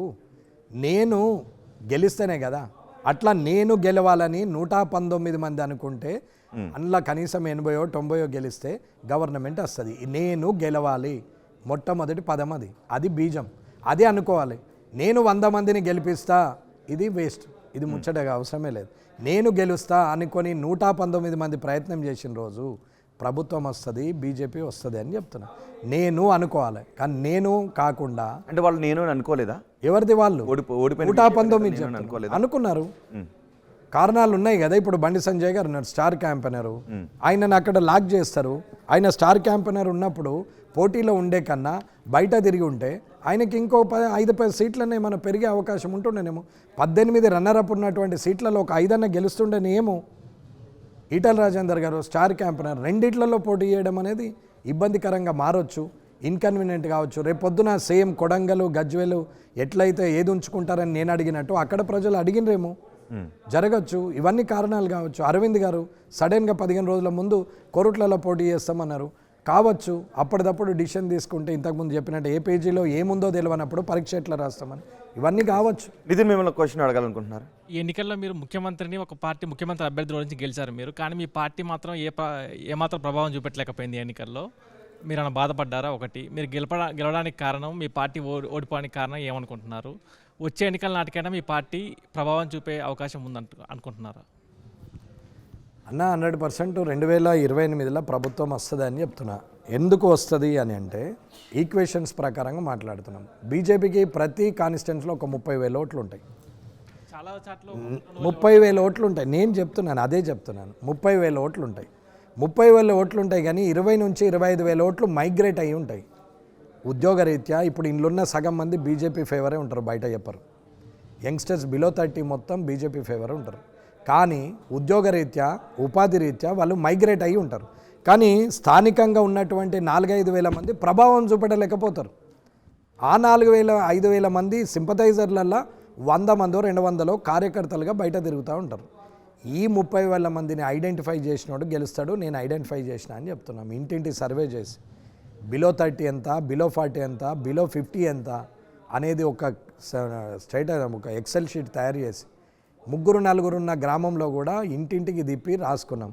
ఒకవేళ తండ్రి ఉన్నాడు, తల్లి ఉన్నది, 2 పిల్లలు ఉన్నారు. పెద్ద ఆయన ఎక్కడ చదువుతున్నాడు, పెద్ద ఆయన ఎక్కడ ఉన్నాడు, దుబాయ్ పోయిండు అనుకున్నాం. ఏం చదివిండు, ఎప్పుడు పోయిండు, ఎంత వయసు ఉంది అని అడిగినాం. అక్కడ నంబర్ తీసుకున్నాం. హైదరాబాద్లో పోయిండు, ఏం చేస్తున్నాడు, సరే ఒక ఏటీఎం సెక్యూరిటీ ఆఫీసర్గా ఉన్నాడు, లేకుంటే పలానా దగ్గర స్విగ్గీలో పనిచేస్తున్నాడు, ఇంకో దగ్గర అమెజాన్లో ఉన్నాడు, లేకుంటే ఓలా కారు నడుపుతున్నాడు, ఏదో ఒకటి దాన్ని రాసినాం. లేదు సాఫ్ట్వేర్ ఇంజనీరు, మంచి ప్రొఫెషను, మంచి ఏజ్, ఇవన్నీ ఉన్నాయి. బిలో 30లో ఇట్లా లెక్కేసుకున్న బిలో 30 అందరినీ టచ్ చేసిన నేను వాళ్ళందరికీ ఫోన్లు చేసి ఖచ్చితంగా రమ్మన్నాం. బిలీవ్ ఆర్ నాట్, మీరు అడగండి అమ్మా, మీకు తెలుసు అంటున్నారు కాబట్టి. 3 రోజుల ముందు వీళ్ళందరూ ఓర్రా, వీళ్ళంతా మనూరోళ్ళని అనుకున్నారు అందరు. అంటే ఆ నమ్మకం క్రియేట్ చేసినాం. గెలుస్తాడు, ఈసారి బీజేపీ గెలుస్తుంది, నేను నా ఓటు వేస్ట్ కాదు, నేను పోయి వేస్తా అని చెప్పి భార్య పిల్లల్ని తోలుకొచ్చి 2 రోజులు ఉండి ఓటేసిపోయిన వాళ్ళు ఉన్నారు. నెలకు 1,00,000 ప్యాకేజ్ ఉన్న వాళ్ళు 3 రోజులు లీవులు పెట్టి వచ్చారు. 10,000 ఉన్నోడు ఇడిచిపెట్టి వచ్చిండు. 5,000 ఉన్నోడు ఆ ఓనర్ కాళ్ళు మొక్కి, అయ్యా 2 రోజులు ఇడిచిపెట్టి వాచ్మెన్ అని చెప్పి వచ్చారు. అందుకే ఉద్దండుల మీద 6,000 మెజార్టీ అంటే మంచి మెజార్టీతో మీరు గెలిచారు. దివ్య, మిమ్మల్ని క్వశ్చన్ అడగాలని అనుకుంటున్నారు. సార్, మీరేమో యాంటీ కరప్షన్ అని అంటున్నారు, కానీ ఒకవేళ రేపు బీజేపీలో మీ సిద్ధాంతం కనుక వర్కౌట్ అవ్వకపోతే ఒకవేళ మారుతారా పార్టీ, లేకపోతే అదే పార్టీలో కొనసాగుతారా? వర్కౌట్ పార్టీతో ఎందుకు అవుతుందమ్మా, క్యారెక్టర్తో అవుతుంది అంటున్నాను. నన్ను నేను నమ్ముకొని పనిచేస్తున్నా, కానీ పార్టీ ఒకవేళ మీరు అధ్యక్షుడయ్యి పార్టీ నన్ను కరప్షన్ చేయొద్దు, కరప్షన్ చెయ్యు అని చెప్తున్నదా? కరప్షన్ అనే కాదు సార్, మిగతా వాళ్ళు కూడా సహకరించాలి కదా మీకు. టీచరు చదువుకోరానైనా బాగుపడతావని చెప్తారు. నేను చదవా అంటే ఏం చేస్తాము, అన్నీ ఆ ఇంటర్మీడియట్ ఫెయిల్ అవుతాడు, నా తిరిగి ఏమున్నది దాంట్లో. నేను అనేది ఏంటంటే పార్టీ ఇది చేయి అది చేయి అని చెప్పదు, కానీ అందులో ఉన్న వ్యక్తులు ఏం చేయాలో నిర్ణయించుకోవాలి. నా ఆలోచన నాన్ కరప్షన్. నేనేమంటున్నా అంటే పూరెస్ట్ పూర్కి సర్వీస్ కావాలంటే కరప్షన్ మానాలా లీడర్ అనేది నా ఉద్దేశం. Social responsibility each and every human బీయింగ్గా ఆలోచించాలనేది నా డిమాండ్. ఇది ఆలోచన, అది డిమాండ్, ఇంతే తప్ప నేను వేరే దాని గురించి మాట్లాడతాను. డబ్బుతోనే అన్నీ అవుతాయి అని అంటే రాజకీయాల్లో డబ్బు మద్యంతోనే అవుతుందని అంటున్న వాళ్ళకు డబ్బు మద్యం పెట్టకుండా గెలవచ్చు అని చూపెట్టినాం. అది చూపెట్టడానికి నీవు ఇన్ని కోట్లు ఖర్చు పెట్టినావు కదా, వీళ్ళందరికీ గుళ్ళు గోపురాలు కట్టినావు కదా, సంఘాలు కట్టినావు కదా, అవన్నీ బ్రైబు కాదా అని అంటుండొచ్చు. నేను ఓటు అడిగితే బ్రైబు, మీకు 1,00,000 ఇచ్చి నాకు ఉద్యోగం ఇవ్వమంటే బ్రైబు. నేను ఉద్యోగం ఇవ్వమని కాదు, మీకు సాయం చేస్తే బ్రైబ్ ఎట్లా అవుతుంది? నేను అడగలేదే ఓటు, ఎవరిని అడగలేదు, నేను వెయ్యమని కూడా అడగలేదు. నేను గర్వంగా చెప్తా, ఏంటి ఇది అడుగుతలేడు అని కూడా అడిగారు. నేను అడగా అని చెప్పినాం, ఎందుకంటే అది బ్రైబ్ అవుతుంది. నేను లంచాలు ఇచ్చి ఓటు కొన్నట్టు అవుతుంది. నా కాన్సెప్ట్ విధానం వేరు, నేను అడగా అని చెప్పినాం. ఓకే, రేపటి నుంచి మీ పోరాటం ఏ విధంగా ఉండబోతుంది? గెలిచినా గెలవకపోయినా నా సొంత డబ్బులతో నియోజకవర్గాన్ని అభివృద్ధి చేస్తున్నారు, 100 కోట్లు 150 కోట్లు పెట్టడానికి సిద్ధంగానే ఉన్నారు. అంటే మీరు అసెంబ్లీలో ఏమీ ప్రశ్నించారా? ఏముంటుంది అన్న, ప్రభుత్వం మీద ఆధారపడరా? అసలు జనంలో సమస్యలు ఏముంటాయన్న, మీరు ఒక్కసారి ఆలోచించండి. ఏముంటాయన్న, ఏముంటాయి అసలు? ఏమి ఉండవన్న, క్రియేట్ అవుతుంది అంతే, ఏముండవు. సమస్యలు ఏముంటాయి? పెన్షన్ ఉన్నాడు, 59 ఏళ్ళు వచ్చినాయి, 60 ఏళ్ళు కాగానే నాకు పెన్షన్ కావాలా అని అంటారు. అది ఎవ్రీ ఇయర్ అప్డేట్ చేస్తే పెన్షన్ ఎలిజిబిలిటీ ఇస్తే సమస్య ఏంటి? ఒక పెన్షన్, ఒక రేషన్, ఒక హౌసింగ్ తప్ప సమస్యలే ఉండవు. పట్టా పాస్బుక్ సమస్య. బాగా కొవ్వెక్కయి ఖర్చులు పెట్టి ఇల్లు గుల్ల చేసుకున్నది అది సమస్య కాదు, అది మనకు సంబంధం లేదు. 2 అన్నదమ్ములు బాగా ఉన్న ఒక గుంట కోసం కొట్లాడి ఆస్తి ₹1,00,000 కోసం 2 లక్షలు పోలీస్ స్టేషన్లో పెట్టేటోళ్ళు ఉంటారు, వాళ్ళది సమస్య కాదు. తినలేక ఇంట్లో ఉన్నది అరగలేక బయట పోయి హోటళ్ళ పొంటి తిరిగి వీకెండ్ ఎంజాయ్ చేస్తే అది సమస్య కాదు అన్న. సమస్యల్లా తన బతుకు తెరువుకు కావాల్సిన రైట్ ఏదైతే ఉందో ఆ రైట్ అందనప్పుడు సమస్య అంటారు దాన్ని. అది సమస్య, అది ప్రాబ్లం. అంతేగాని నేను కోరుకున్న ప్రతిదీ నా చేతికి అందాలంటే అది సమస్య ఎట్లా అవుతుందన్న? అది ఆశ అవుతుంది అన్న. సాధించుకున్నప్పుడు సక్సెస్ అంటాం, సాధించనోడల్లా సక్సెస్ కానట్టనా? ఇప్పుడు పిహెచ్డి చేసిన వాళ్ళంతా చాలా మెచ్యూర్డ్ ఉన్నట్టు బాగా చదివినట్టు అన్న పిహెచ్డీలు చేసిన. అంటే ఇప్పుడు 10th ఫెయిల్ అయిపోయిన వాళ్ళు టాలెంట్ ఉన్న వాళ్ళంతా వేస్ట్ అన్నట్టేనా, స్క్రాబ్ అన్నట్టేనా అన్న? దేనికి ఏది కొలమానం కాదు, క్యారెక్టరే కొలమానం. దాన్ని మెజర్గా చూసుకున్న వాళ్ళు సక్సెస్ అవుతారు. ఇప్పుడు మీరు అన్నారు, ఇప్పుడు మీరు ఏదైతే ఇప్పుడు ప్రశ్న ఏంటది నేను డైవర్ట్ అయినా. ఇప్పుడు ఇంతకుముందు అడిగిన ప్రశ్న మీ నియోజకవర్గం అభివృద్ధికి మీ డబ్బులే ఖర్చు పెడతారు. సమస్య ఏముంటుంది అని అంటున్నాం. ప్రజల్లో ఉండే సమస్యలు ఈ 4 తప్ప ఏమీ లేదు. 24 గంటలు ఒక లీడర్ అనేవాడు అందుబాటులో ఉంటే ఏ సమస్య రాదు. అసలు సమస్యనే రేజ్ కాదు. ఎందుకంటే ఓన్ అయిపోతాడు. తిని తిరిగి తాగొచ్చిన కొడుకును తల్లి ఎంత ప్రేమిస్తుందో అంతే ఏ పని చేయని రాజకీయ నాయకుని కూడా అంతే ప్రేమిస్తాడు ఓటరు. కానీ అందుబాటులో ఉండాలా అంతే. సో రేపు కామారెడ్డి గురించి అసెంబ్లీలో ప్రభుత్వాన్ని ప్రశ్నించాల్సిన విషయాలు ఏమీ లేవా అన్న? కామారెడ్డిలో ఫ్లైఓవర్ కావాలనుకుందాం అనుకోండి, ఖచ్చితంగా central government state government sharing కావాలా. తిరగాల్సి వస్తుంది ముఖ్యమంత్రి గారి దగ్గరికి, మంత్రి గారి దగ్గరికి, అందరి దగ్గర పోతాము, ఎఫర్ట్ పెడతాము, ప్రయత్నం చేస్తాము. కాని పక్షం ప్రజలతో ఉద్యమం చేస్తాం. అల్టిమేట్ ఫైనల్ జడ్జిమెంట్ అదొకటే, ఇంకేం చేయలేం దానికి. ఒకవేళ చేశారు డెవలప్మెంట్ అవుతుంది, నేను చేశాను అనే కన్నా చేయించుకున్నటువంటి వ్యక్తి ఇది స్టేట్ గవర్నమెంట్ ఇంత ఇచ్చింది, స్టేట్ గవర్నమెంట్లో ముఖ్యమంత్రి గారు ఇంత సపోర్ట్ చేశారు, సెంట్రల్ గవర్నమెంట్లో ప్రధానమంత్రి గారు ఇంత సపోర్ట్ చేశారు, ఇవన్నీ కూడా కలిపి ఇక్కడ ఫ్లైఓవర్ అయింది, వాళ్ళిద్దరే చేయడం వల్లనే ఈ ఫ్లైఓవర్ అయిందని చెప్పగలిగే రాజకీయ నాయకుడు ఉన్నప్పుడు పనులు ఎందుకు కావన్నా? వాళ్ళు పెట్టి నేను తెచ్చిన నా ఇంట్లోకి వెళ్ళి తెచ్చినా మాది ఏంది? నేను తెచ్చేది నేను ఇచ్చినా, నీ ఇంట్లోకి వెళ్ళి ఇచ్చినావా? ఏంది ఇచ్చేది? అసలు నేను అనేది పదం ఎక్కడదన్నా? పబ్లిక్ సర్వెంటు, పొలిటీషియను ప్రజల సొమ్మును ప్రజలకు ఇవ్వడానికి మధ్యవర్తివి. After all బ్రోకర్వి. డబ్బు తింటే బ్రోకర్, లేకుంటే సర్వీస్ చేసినట్టు. మీరు విద్యా సంస్థలు నడిపిస్తున్నారు, మీరెందుకు ఇంటర్మీడియట్ ఫెయిల్ అయ్యారు? ఇంటర్మీడియట్ ఫెయిల్ అయ్యి అక్కడే ఎందుకు ఆపారు? ఎందుకు పై చదువులు చదవలేదు? నాకు వ్యాపారం ఇష్టం. నాకు చదువు మీద ఇంట్రెస్ట్ ఎక్కువ లేదు. నేను వ్యాపారం చేయాలనేది నా ఉద్దేశం కాబట్టి ఇంటర్మీడియట్లోనే ఆపేసాను. అసలు 10th ఆపేసేవాడిని. ఇంట్లో తిట్టడం వల్ల ఇంటర్మీడియట్ దాకా పోయినాం. ఎందుకంటే కొంచెం ఎజిటేట్ చేసే వయసు కూడా కాదు అది, రియాక్ట్ ఎక్కువ అయ్యే ఛాన్స్ లేదు కాబట్టి. సో నేను ఇంటర్మీడియట్లో ఇంట్రెస్ట్ లేదు కాబట్టి పైప్ ఇండస్ట్రీ ఉండే, బోర్వెల్ ఉండే, అవి నడపాలా, ఎస్టాబ్లిష్మెంట్ చేసుకోవాలా, కొంచెం ఇండస్ట్రియలిస్ట్గా మారాలనే ఒక కోరిక మీద చేశాం. చదువు ఆపేసిన తర్వాత వ్యాపారం స్టార్ట్ చేశాను. అట్లాంటి మీకు విద్యా సంస్థలు పెట్టాలనే ఆలోచన ఎందుకు వచ్చింది? చదవలేదు కాబట్టి. ఓకే, నిజం అమ్మ, నేను తప్పేం మాట్లాడలేదు. చదవలేదు కాబట్టి. చదువుకున్న విలువ నాకు ఎప్పుడు తెలిసింది? నాకు 28 ఏళ్ళు 30 ఏళ్ళు వచ్చినాక తెలిసింది. నేను తిరిగి మళ్ళీ డిస్టెన్స్ ఎడ్యుకేషన్ చేయడం కానీ ట్రై చేసిన 2 సార్లు, కానీ అది నెత్తికెక్కట్లేదు, ఎగ్జామ్ రాయట్లేదు. ఎగ్జామ్ రాద్దామన్నా కుదరట్లేదు. నకలా కొట్టేచ్చే అవసరం లేదు, నకలకు ఓపెన్ రెడీ. డిస్టెన్స్ ఎడ్యుకేషన్ అంటే ముందట పెట్టుకొని రాసుడే, కానీ అది కూడా ఇంట్రెస్ట్ లేదు కాబట్టి ఫెయిల్ అవుతూ 2 సార్లు వచ్చాము. ఇదంతా ఏమిది లాభం లేదు, నేనే స్కూల్ పెడతాను, స్కూల్ పెట్టినాం. నిజం అది. ఓకే, మీకున్న ఆస్తిని మీ పిల్లలిద్దరికి మీ వాటా ఇంత అని చెప్పేసి, ఇద్దరు లేరు, ఒక్కరే ఉన్నారు. మళ్ళీ ఇద్దరంటే మళ్ళీ కష్టం. ఓకే, మీ పిల్లలకి ఇంత అని చెప్పేసి మిగిలిన దానిలో వాటా లేదు, ఇది నేను ప్రజల కోసం ఖర్చు పెట్టడానికి అని అన్నారంట, నిజమా? వాటా ఏమున్నది? వాటా నేను మా నాయనది నేను మా నాన్నకి చెప్పినాం, నాన్న ఎందుకు టెన్షన్ పడతావు, ఉన్నది అమ్మేసి హ్యాపీగా ఉండాక ఎందుకు టెన్షన్ పడతావు, కొడుకులకు ఇచ్చేసి అందరికీ ముంచిపోతా అని చూస్తున్నావు, నువ్వు గోడకెక్కిన తెల్లారు మేము అమ్ముకుంటాం, ఏం లాభం లేదు అంటే నీకు బాగా అంటే నాకు ఆయనకు పడదంటే విభేదం అంటే అట్లా విభేదం కాదు. ఆయన ఆలోచన విధానం, నా ఆలోచన విధానం నాన్ కరప్షనే. కానీ ఆయన ఎవడి పాపంలో వాడిపోతాడు అనుకుంటాడు, నేను ఎట్లా పోతాడని నేను చూస్తాను అంతే. అయితే ఇక్కడ ఉన్నటువంటిది అది అట్లనే పెట్టిండు.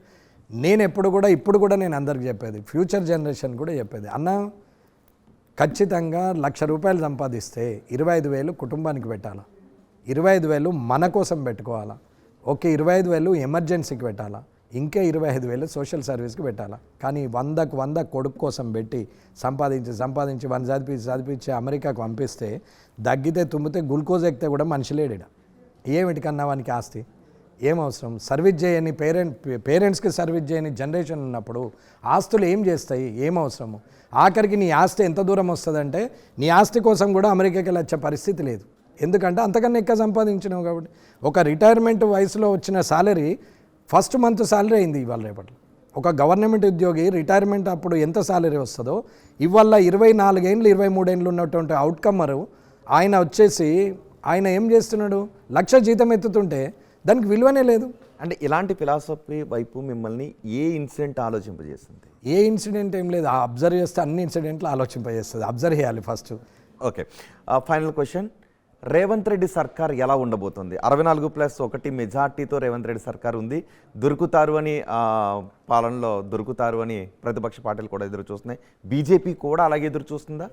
రేవంత్ రెడ్డి పాలన ఎలా ఉంటుందని బీజేపీకి 8కి 60 కావాలా? ఇక్కడ నుంచి ఆశకు కూడా అద్దు ఉండాలా కదా దానికి. కనీసం 58 ఉన్నది, 48, 12, 14 గుంజొచ్చు అంటే అది కూడా లేదు కదా. ఆ గుంజడం కూడా బ్రైబే కదా, అవసరం లేదు కదా. గుంజడం కాదు, పోరాటం. ఇచ్చిన హామీల విషయంలో పోరాటానికి అప్పుడే సిద్ధమవుతున్నామని బీఆర్ఎస్ కూడా అంటుంది. సో బీజేపీ ఏం చేయబోతుంది అన్న? రాజకీయంగా మాటలు వాళ్ళు మాట్లాడుతున్నారు. ఇవాళ గవర్నర్ గారు ప్రసంగిస్తుంటే సరే, ఆమె గవర్నర్గా ఆమె మాట్లాడింది తెలుగులో 4 పదాలు ఉంటే స్లాంగ్ కరెక్ట్ రాదు, న్యాచురల్. మనము నార్త్ హిందీ మాట్లాడాలంటే మనతో కాదు. వీళ్ళను ఇప్పుడు నవ్వినటువంటి నలుగురు ఎవరు నవ్వినా, ఏ పార్టీ వాళ్ళైనా సరే, వాళ్ళని తీసుకుపోయి తమిళ్లో మాట్లాడిపిస్తే మాట్లాడగలుగుతారా? మినిమం కామన్ సెన్స్ లేకుండా అసెంబ్లీలో లెజిస్లేటివ్ సభ్యునిగా ఉంటూ గవర్నర్ హోదాకి కూడా మర్యాద ఇవ్వాలనే కామన్ సెన్స్ లేని వాళ్ళంతా అసెంబ్లీలో కూర్చుంటే నాకు ఇవాళ ఇరిటేషన్ అంత కాలేదు. ఆమె మాట్లాడింది నీకు మీనింగ్ వచ్చిందా లేదా అనేది ఇంపార్టెంట్, కానీ ఆ స్లాంగ్ వచ్చిందా లేదంటే తెలుగు అంతా నిక్కచ్చిగా ఎట్లా మాట్లాడుతుంది ఆమె రెండోసారి రిపీట్ చేసింది, మళ్ళీ ఇరిటేట్ అయ్యి. ఆమె రెండోసారి కరెక్ట్గానే మాట్లాడింది. కనీసం ఆమె ఫైర్ అన్న ఉంది, కానీ అసలు కామెంట్ చేయడానికి కామన్ సెన్స్ అని ఉండాలి కదా. మీరు సభ్యుల వీళ్ళని ఎన్నుకున్న వాళ్ళు జనాలు, ఇది ఆ లెక్క. అసలు ఏం పని నడుస్తున్నది? ఎవరు అడుగుతున్నారు? ఊర్లల్లో లీడర్లను అడగక వీళ్ళు ఇట్లా తయారయ్యారు. ఊర్లల్లో లీడర్ని రాగానే ఏం రా మొన్న ఏం మాట్లాడినావు, ఏం చేస్తున్నావు అంటే అంతా గజగజ అంటారు. ఇప్పుడు 150 కోట్లతో నేను చేస్తా అన్న, నన్ను అడగాల ఒక సంవత్సరం చూసి, ఏమరా బాబు మొదలు పెట్టినావా, మరి ఏమన్నా నర్తీవి బాగా ఆస్తులన్నీ అమ్మి పెడతా అంటే మరి ఏం చేస్తున్నావు అని అడగాల. ఆ బాధ్యత ఉండాలా, అప్పుడే భయం అనేది ఉంటుంది. ఓకే, ఇంతకుముందు ప్రగతి భవన్కి రాజ్భవన్కి మధ్య దూరం ఎక్కువగా ఉంది అనే చర్చ ఎక్కువగా జరిగేది. ఇప్పుడు రాజ్భవన్కి సీఎంఓ ఆఫీస్కి మధ్య అలా ఉండే అవకాశం ఉంది, ఎందుకంటే గవర్నర్ బీజేపీ భావజాలంతో పనిచేస్తున్నారనే విమర్శలు కదా మొన్నటి వరకు ఎక్కువగా ఉన్నాయి. అంటే కేంద్ర ప్రభుత్వం భారతీయ జనతా పార్టీ ఉంది కాబట్టి భారతీయ జనతా పార్టీ గవర్నర్స్ను, అంటే కేంద్ర ప్రభుత్వం గవర్నర్ను అలాట్ చేస్తుంది కాబట్టి ఆ పేరు ఉంటుండొచ్చు. కానీ ఆమె అట్లా అనలేదు కదా. ఎవరి సీటుకు వారికి గౌరవం ఇవ్వాలా, ఎవరికి ఇవ్వాల్సిన రెస్పెక్ట్ వాళ్ళకి ఇవ్వాలా. ఆ రెస్పెక్ట్ ఇవ్వని రోజులే ఈ సమస్యలు వస్తాయి. రాజ్యాంగం ప్రకారంగా ఎవరికి ఎంత మర్యాద ఇవ్వాలనో ఆ ప్రోటోకాల్ను మనం పాటించినప్పుడు దానికి ఒక విలువ ఉంటుంది. Right, final question. మొన్న కౌంటింగ్ జరుగుతూ ఉన్నప్పుడు బీజేపీ సింగిల్ మెజార్టీని సాధించడానికి అవకాశం లేదు అని తెలుస్తోంది. మీరేం ఆలోచించారు? హంగ్ రావాలని ఆలోచించారా, ఏదో ఒక పార్టీకి సింగిల్ మెజార్టీ రావాలని ఆలోచించారు? నేను ఎప్పుడైనా సింగిల్ మెజార్టీ రావాలని ఆలోచిస్తాను, అది ఏ పార్టీ అయినా సరే. కాంగ్రెస్కి కానీ బీఆర్ఎస్ కానీ హంగ్ వల్ల అన్స్టెబిలిటీ ఉంటుంది, హంగ్ వల్ల ప్రజలకు నష్టం జరుగుతుంది, బై ఎలక్షన్స్ వల్ల ప్రజలకు నష్టం జరుగుతుంది. కానీ బీజేపీ నేతలు హంగ్ రావాలి, చక్రం తిప్పాలి అని వ్యూహం చేసిన మాట వాస్తవం కాదా? ఏమో అందరూ మీడియా ఛానళ్ళు ఎక్కువైనాయి కాబట్టి ఎవరి వాళ్ళు చేసుకోవచ్చు, కానీ ఎవరికి అటువంటి ఆలోచన ఉందని నేను అనుకోలేదు. హంగు రావాలి, హంగులో మేము కింగు కావాలి అనేది ఎవరికి ఆలోచన ఉన్నట్టు లేదు. ఒకవేళ అలాంటి ఆలోచన మా వాళ్ళు చేసినా తప్పని నేను కూడా అంటున్నాను. ఎస్, రాబోయే రోజుల్లో తెలంగాణ బీజేపీ ఏ విధంగా ఉండబోతుంది? 2028లో 100% బీజేపీ గెలుస్తుంది. దానికి లాజిక్గా ఒక పాయింట్ కూడా చెప్పిన, అట్లా 4-5 పాయింట్లు ఉన్నాయి. ఖచ్చితంగా గెలుస్తుంది 2028లో. కానీ ప్రాపర్ వేలో రన్ కావాలా, ఖచ్చితంగా అవుతుంది, గెలుస్తుంది ఈసారి 2020. ఎంత ఒకవేళ రేవంత్ రెడ్డి గారు 6 గ్యారంటీలకు 12 గ్యారంటీల పని చేసినా బెటర్ పాలన బీజేపీ ఇస్తుందని చెప్పి కూడా ఖచ్చితంగా గవర్నమెంట్ సాధించవచ్చు. అవకాశాలు పుష్కలంగా ఉన్నాయి, కానీ అవి ఉపయోగించే పరిస్థితి ఆలోచించే విధానం బట్టే ఉంటుంది అన్నట్టు. ఆ ఆలోచించగలిగే సమర్థత కలిగిన అధ్యక్షుడిగా ఎవరుంటే బాగుంటుంది? ఎవరికి ఉన్న లక్షణాలు తెలంగాణ? నాకున్న ఆలోచన వాళ్ళకున్న ఆలోచన ఇంకోళ్ళకు ఉంటాయని ఎట్లా అంటామన్నా, అది ఒక గ్రూప్ డిస్కషన్. ఇప్పుడు ఇంతమంది కూర్చుండి ఒక ప్రోగ్రామ్ మీరు డిజైన్ చేయాలనుకుంటే ఒకరే డిజైన్ చేస్తారా, 4 కూర్చొని మాట్లాడతారు? అన్న ఎవ్వరికి 100% తెలియదు.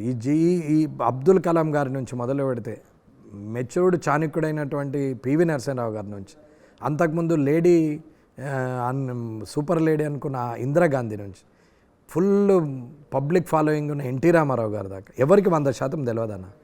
ఎదుటోని దగ్గర ఆ 1% ఉంటుంది. 99 నాకు తెలిసి 1% మీ దగ్గర ఉన్నదాన్ని నేను కుములేటివ్ చేసుకున్న రోజు అందరం సక్సెస్ అవుతాం. మీకే అధ్యక్ష పదవి ఇస్తే ఏం చేస్తారు? Final question.